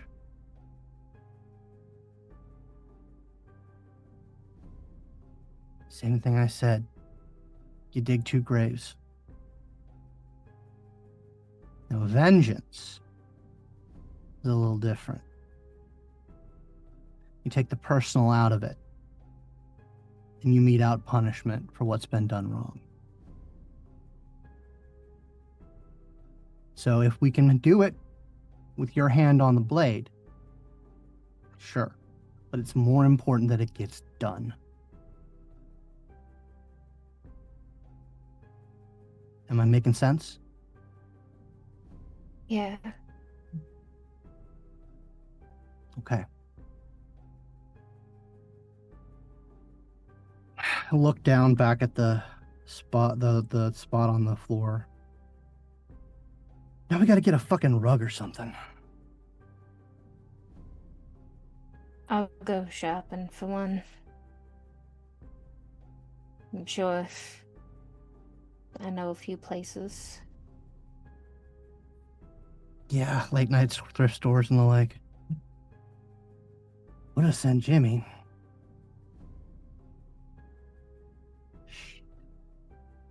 Right. Fuck, we need to figure out.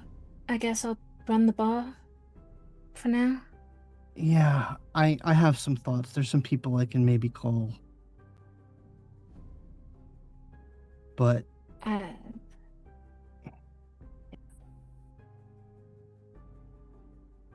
yeah, if you can keep it up,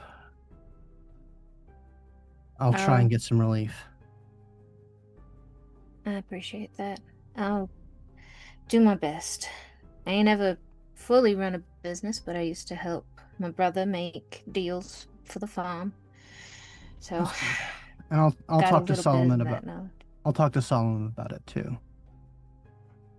Of course, it'll probably mean more nickel and dime bullshit, but I can help cover expenses. Been saving up some of my tip money. it must be fucking nice to have all that money. Money ain't all it's cracked up to be.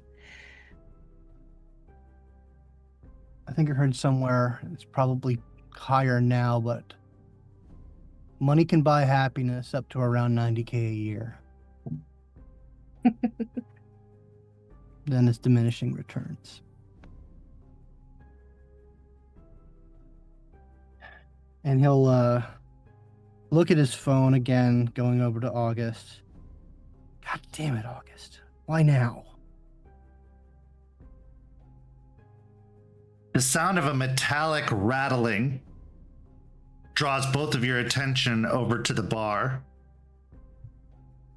You see that one of the bowls usually reserved for nuts for the patrons who sit at the bar and drink has been flipped over. And both of you roll me a wits and awareness really quick again. Can I activate Sense the Unseen? Sure.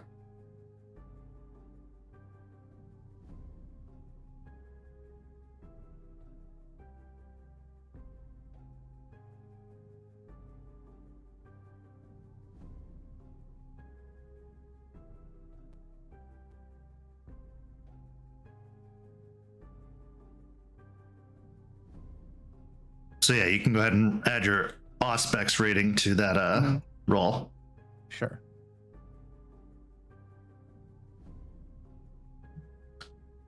Four successes for Beau. 2 successes. Okay.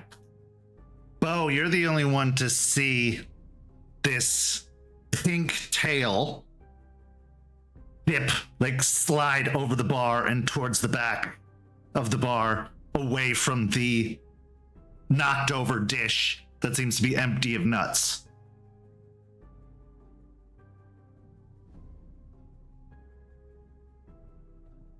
Damn it, I forgot. Hey, get back here. Winona! Help! Whoa, whoa, whoa, whoa, whoa, whoa, whoa, whoa, whoa, whoa, whoa. No, call Winona off. Call Winona off.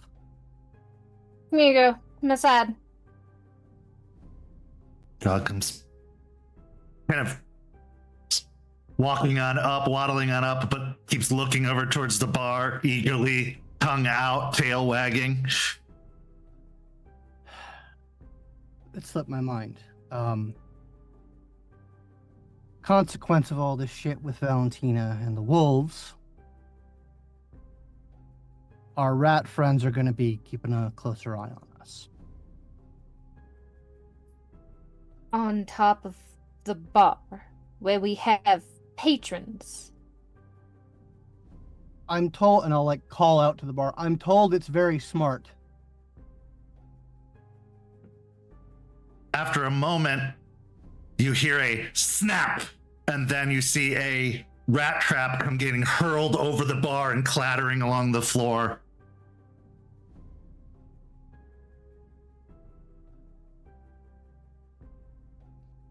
So it won't be around when the patrons are here, right?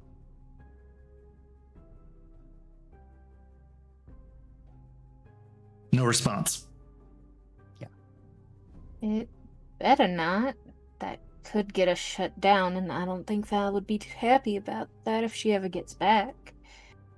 Neither would I, but I trust Skeeter. He knows the limitations that we're dealing with, you know, bar and all that. As you look towards the metallic dish, you can actually see that it's flipped over on top of a Post-it note. As you slide the Post-it note out from under the dish, it just says more cashews. We'll put them out. Alright. I'll find a special spot to put the cashews specifically for you. Whatever your name is, it would be nice to call you a name. You know what? He said it would have like golden brown fur, so I'm just going to say Goldie.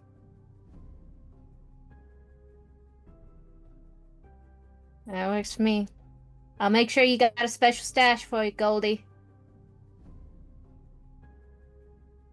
You see the door to the back room push open just a few inches before swinging closed.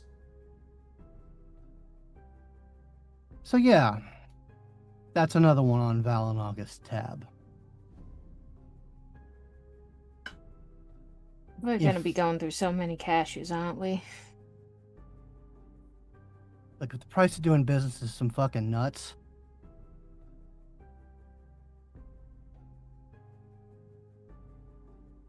Yeah, I guess that is better than a life or anything more expensive.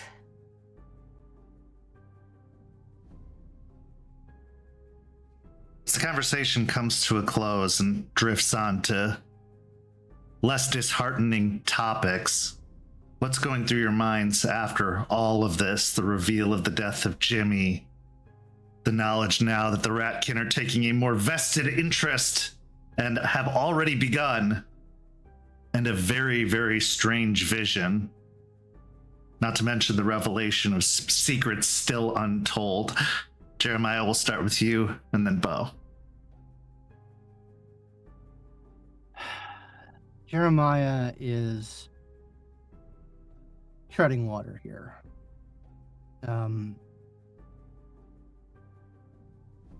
The hits keep coming. And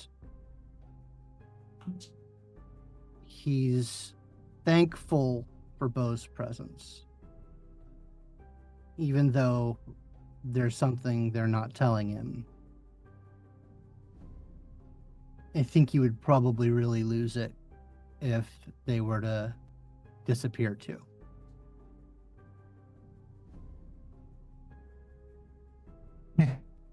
Beau. They're still reeling from finding the body, from saying goodbye to their mom, from meeting their dad again. Now they have to take care of a bar on top of all of that. There's a dead body, the threat of more deaths, and on top of that, they are secretly heavily considering going back to her if it means keeping the peace and keeping the coterie safe.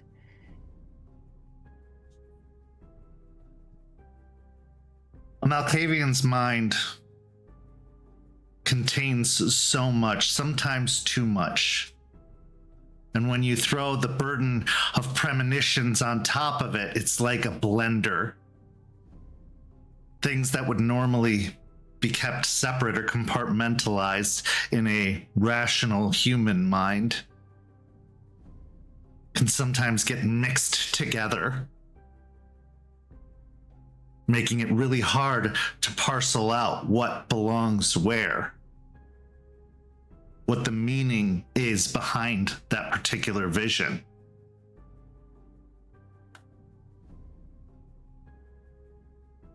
Because while there is truth that Strauss is involved, it's not with you. Which is where we transition to our final scene of tonight's story. Torpor is rest for Kindred. It's really the only relief they get from hunger, the relief they get from the constant need to hunt. It's calm. It's a death-like state that can last hours or centuries. And when you're in that state, it's impossible to know how much time has passed. For Augustus Adelaide III,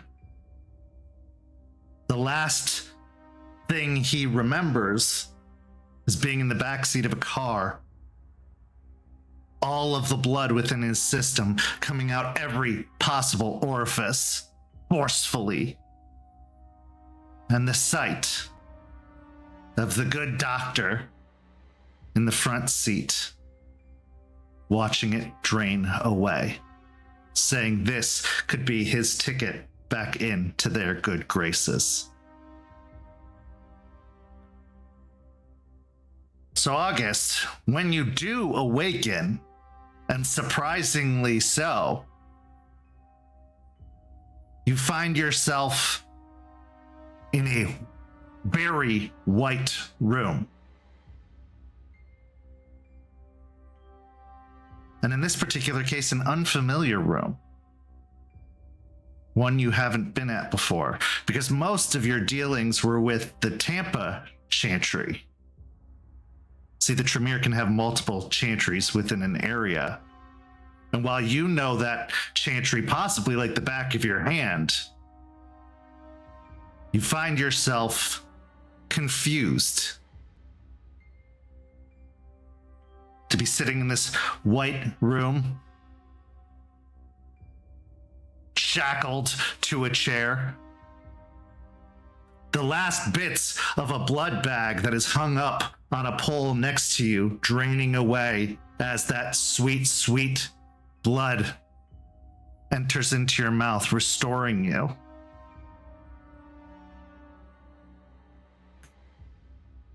In front of you is a door with no window. It seems to be the only access to this room, but also the only exit from it. The walls are made of tile, as is the floor, almost like a clean room for an experiment, and that is something that you know alarmingly well.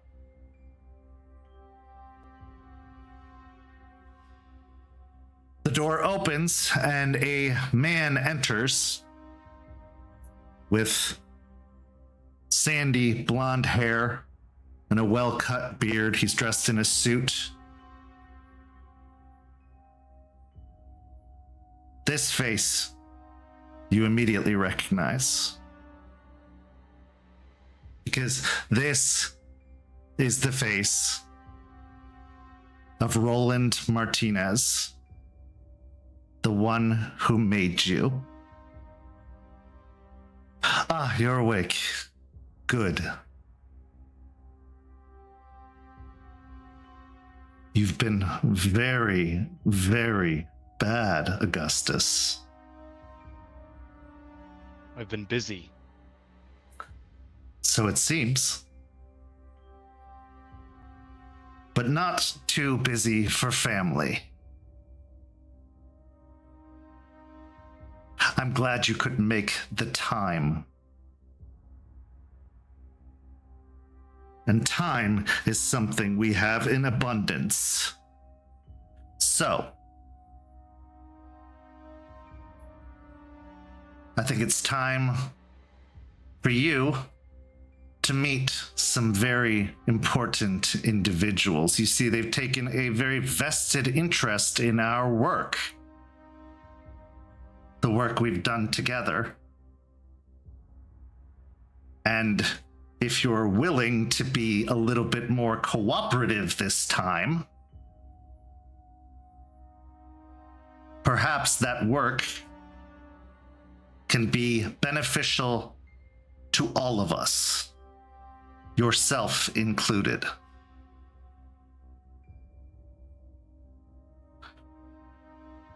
He steps aside from the door, and another man dressed very similarly in a suit steps in behind him with longer flowing hair that is pushed back, a very professorial look. Meet Regent Adamar, the overseer of the Tremere for the entire area. You haven't had the pleasure of meeting him before because he normally resides at the main chantry, where we find ourselves now. Oh, finally, somebody important. Regent. He'll look down at his shackles and he'll move a hand as if he's going to reach for a handshake, and it catches him. Well, nice to meet you either way. I would say the pleasure is mine, but we had to go to a great deal of effort to have this meeting. But here we are. I was quite caught off guard. It seemed like you had others do your dirty work for you, but we both know this is common practice. When word got out that there was a substantial reward for your return, needless to say, an interested party took up the call. Substantial? Glad to know I'm valued, and he'll look to Roland. Give a smirk. I wouldn't say that, but what's inside you is. And I intend to retrieve it, one way or another. Word of our experiments have reached very far and caught the ears of very important individuals. He looks out the door, leaning back slightly. Archon. At this point, a man in a long, almost shiny red coat that reaches down to his ankles steps in. His face is extremely pale, his head bald, and round red spectacles cover his eyes as Maximilian Strauss, the newly promoted Archon of the Camarilla, enters into the room. This is the specimen. It is, says Adamar in return. Ah, good. He then waves a hand and the shackles come off your wrists.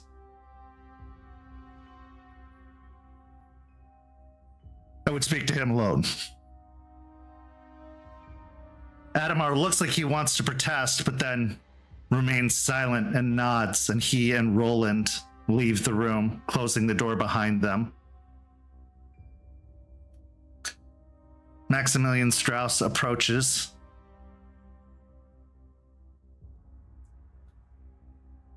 What is your name? My name is Augustus.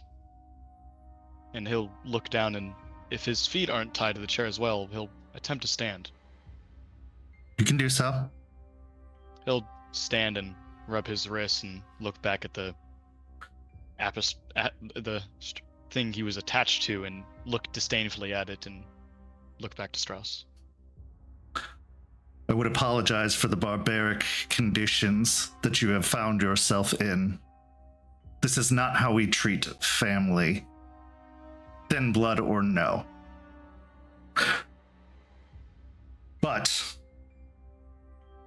your associations have given the family pause.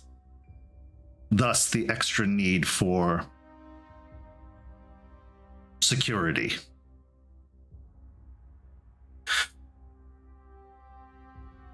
Augustus, how much do you know about what you are? More and more every night. Some would call you an anomaly, some would call you an abomination, some would call you evolution. And what do you call me? Archon. Fascinating.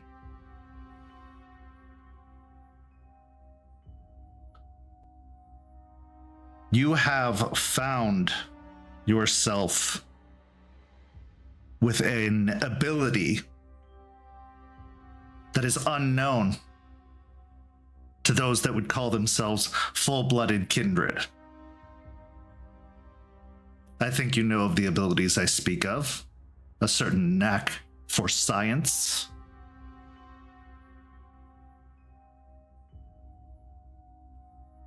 If there's one thing I know about our clan, not knowing is the most terrible thing imaginable. And I would agree with you. Though I may not share true clan blood in its totality, the sentiments are not lost on me. But you could, if that's something you desired.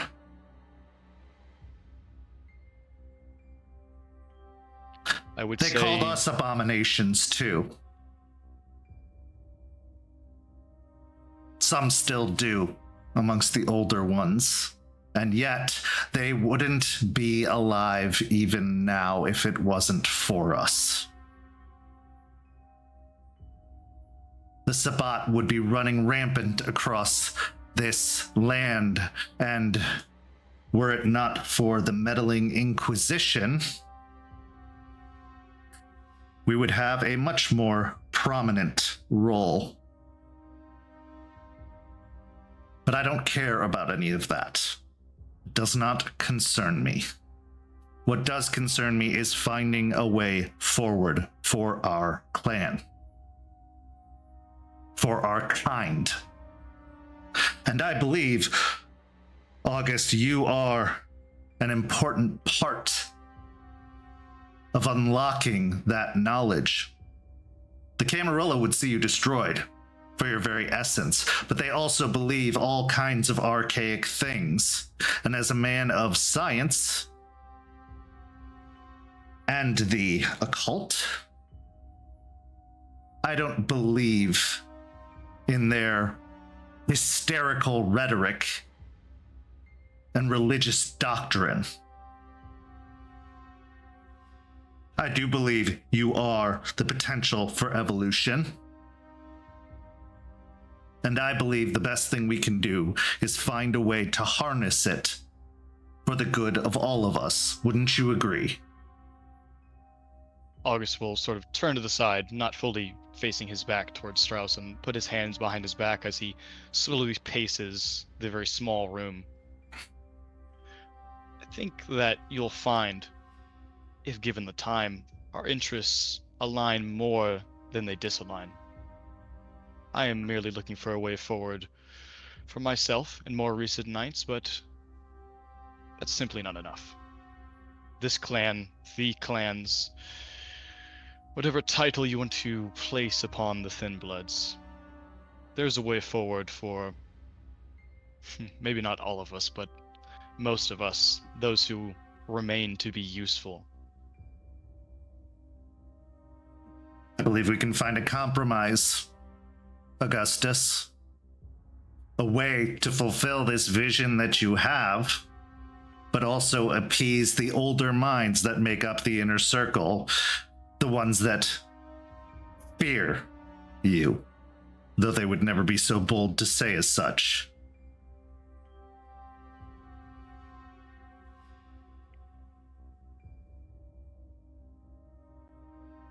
I believe,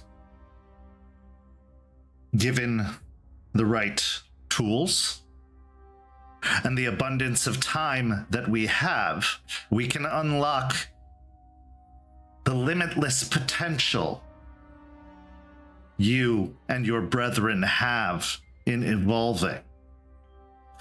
But what I wish to truly see, the end goal, if you will, is how it can benefit those of us who have not evolved. Because you see, I have no desire to outlive usefulness, to be evolved beyond. My desire is to change with the changing of the tide. And it seems, in recent nights, it's changing in your favor. The old kindred are finding themselves drawn away. I wish to know why, and I wish to know how to stop it. For our family.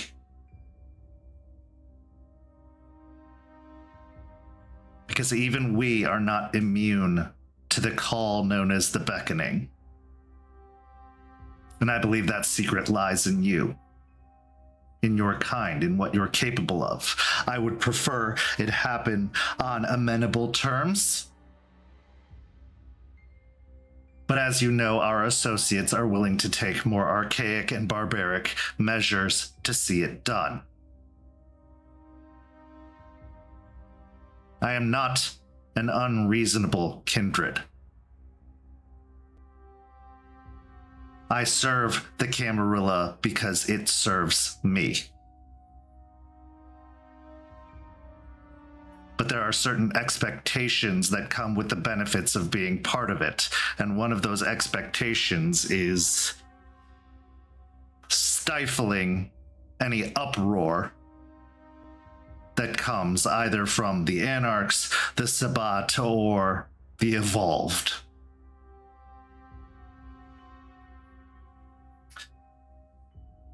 So my question would be, can I count on your participation? Or will I have to allow my colleagues to continue in a way I see as distasteful? Let me do you a small favor. Many kindred that I would be so brazen to say that maybe even rival your age have underestimated me in the past, and they have come to regret that decision. That's the Tremere blood in you. Indeed it is. I would not even begin to tell you how to live your own life or what to think, but know that you can count on more than my participation. You can count on my loyalty, devotion, if this goes the right way. Now, I respect your position. Either way, you'll get what you want. We both know this. But you could get more than just what you've asked for. So, I will accept your offer, but I have very, very small terms in the grand scheme of things, if you'll hear them. Entertain me. I aim to please, at least in these recent nights. It's very useful, especially with the ones that think themselves above you. My terms are to have limited dealings with those with more distasteful methods. They get in the way of things. They slow progress down. Research is halted, cast aside by those sort of inclinations.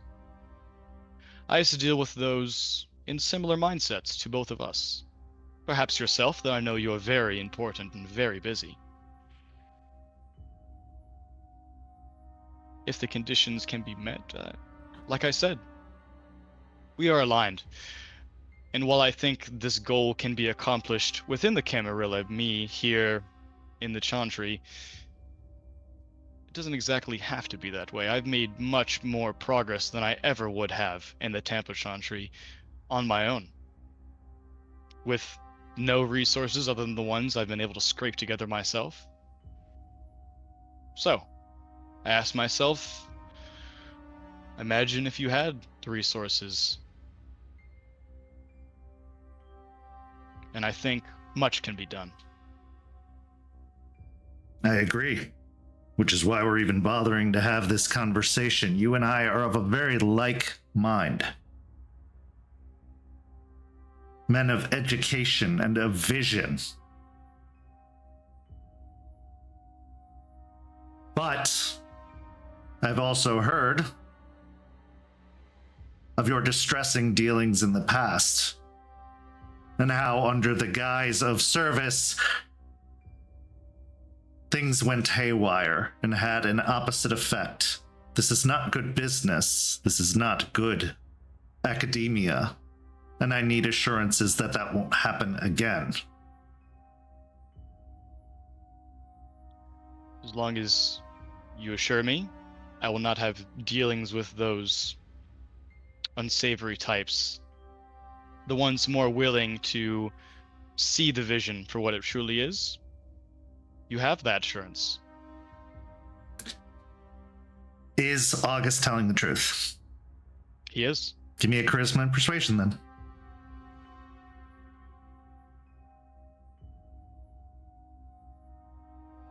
What hunger am I at? I would say you're probably at a 3. They did not give you enough to give you your fill, but they gave you enough to restore you.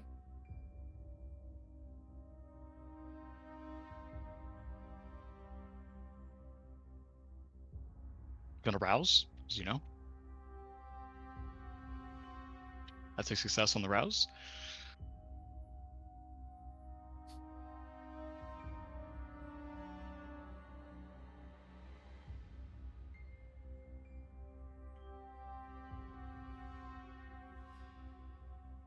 That is 4 successes.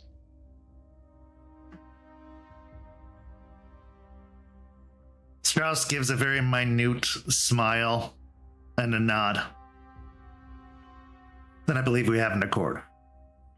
I will ensure that those who are to come into contact with you are to do so of a similar mind and vision.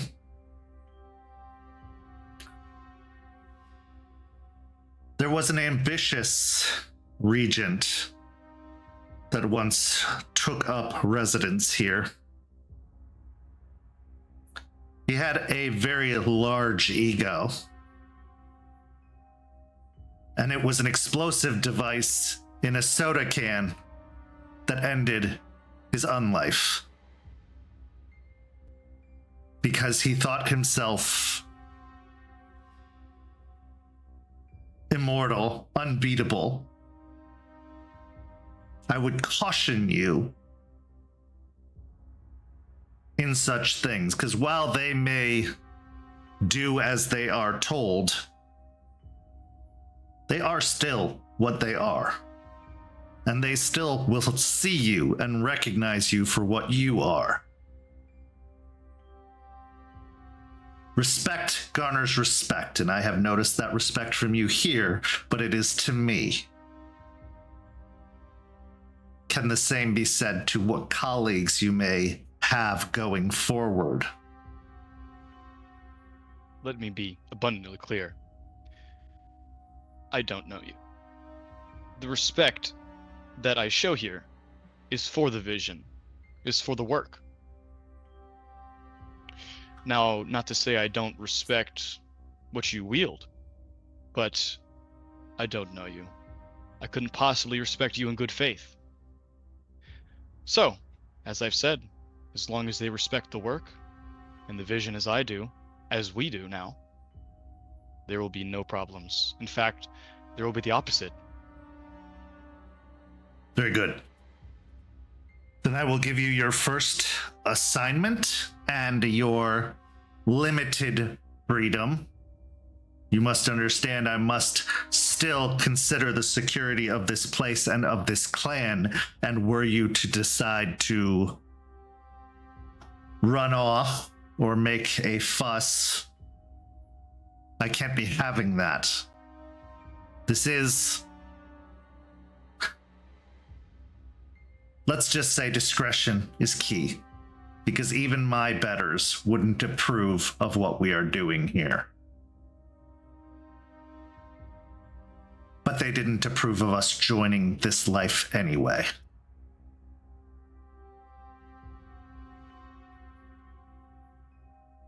He then waves a hand and the door opens where Adamar and Roland are both standing. I have made a decision. You will supply Mr. Adelaide with a laboratory and whatever he requires in that laboratory.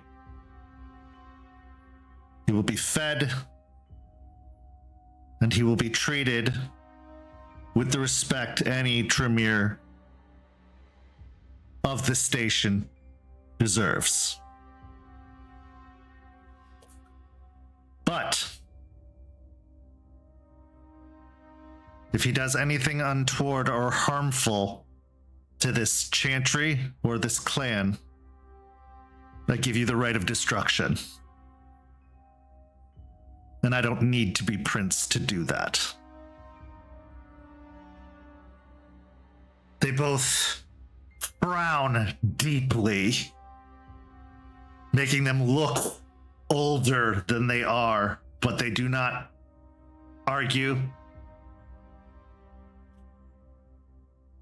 Your first assignment, Mr. Adelaide, is to understand to the best of your ability why we have lost what once connected us. On the collapse of the pyramid, we lost the ability to blood bond. That has become problematic for our ability to proceed forward. I want to know why, and if it can be reversed. You'll have what you need, as well as assistance,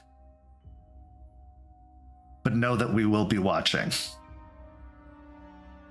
With vested interest, but also suspicion. I think you can understand why. Of course. It is a pleasure meeting you. I'm sure we will cross paths again soon. I await the day. He gives a small nod and then turns, his hands still folded behind his back as he goes to walk out of the door, both Roland and Adamar stepping aside. He leans over to Adamar and says something very softly in his ear, and Adamar nods, still very stoic and very kind of tight-lipped, but nods before Strauss moves away. Adamar looks to you and says, I will begin preparations for the assignment Archon Strauss has given. You will remain here until they are ready, but we will make sure the accommodations are more suitable for one who has been given such an important task.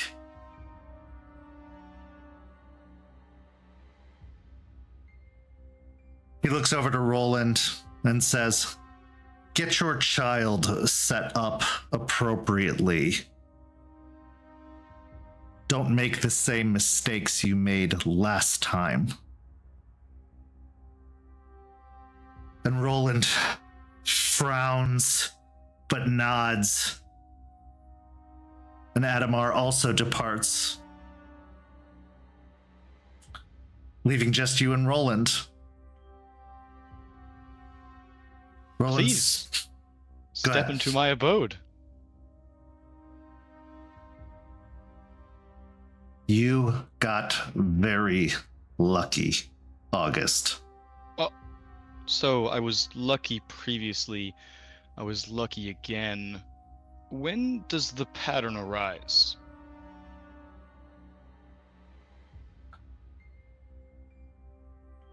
Slip up even once, and you won't be my mistake anymore, my problem. I believe we share that, shall we say, boat together. Then hopefully that luck is transferable. Time will tell. I will return shortly with the accommodations the Regent and the Archon have offered. Oh, and I'll have that list for you as soon as I can. Some pen and paper. He reaches into a shoulder sack that he has and withdraws a notepad and pencil and holds them out in your direction. And as you go to reach for them, he just drops them on the floor right before you can grab them. Butterfingers. August smiles. Soon. He smiles and looks down at the pen and paper, and he'll wait for him to leave before he picks it up. As you're left alone in this very white room with a task laid out before you, what's going through August's mind? He's casing the room, looking for hidden cameras, maybe any imperfections in the walls, looking at the chair. He begins to make a escape plan in his mind before he immediately snaps out of it, maybe 10 seconds into the thinking process, and steals an unnecessary breath, picks up the pen and paper, and begins to write down a few things. He thinks, how great. Got everything I could ever want. Well, almost everything, but it will come with time. And the gears begin turning on his task. This is something he'd like to know as well, something useful to know. And he knows a thing or two about staying useful to older kindred.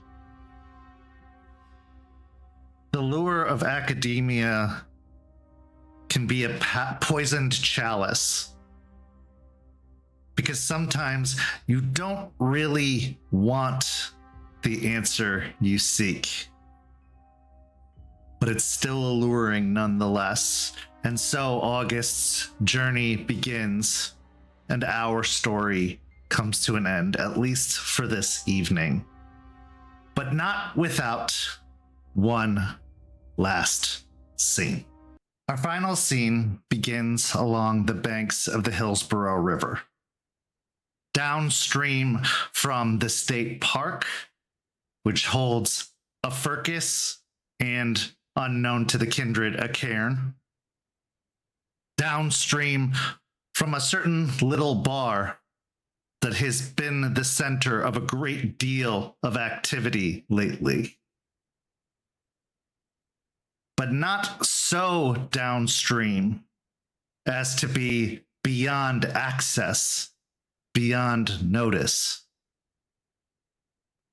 Because down that stream drifts rivulets of blood from the Nosferatu who used it as their escape path after the murder of Jimmy.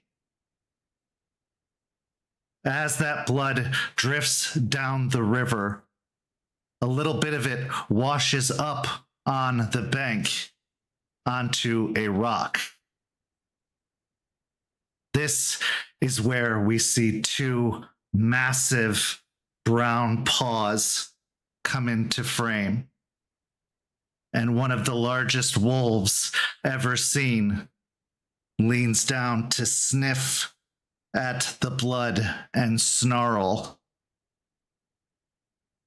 Even amidst the fur, ragged scars show two check marks crossing over one another.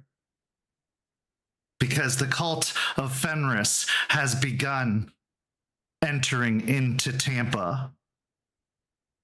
And as previously mentioned, they won't let anything get in their way.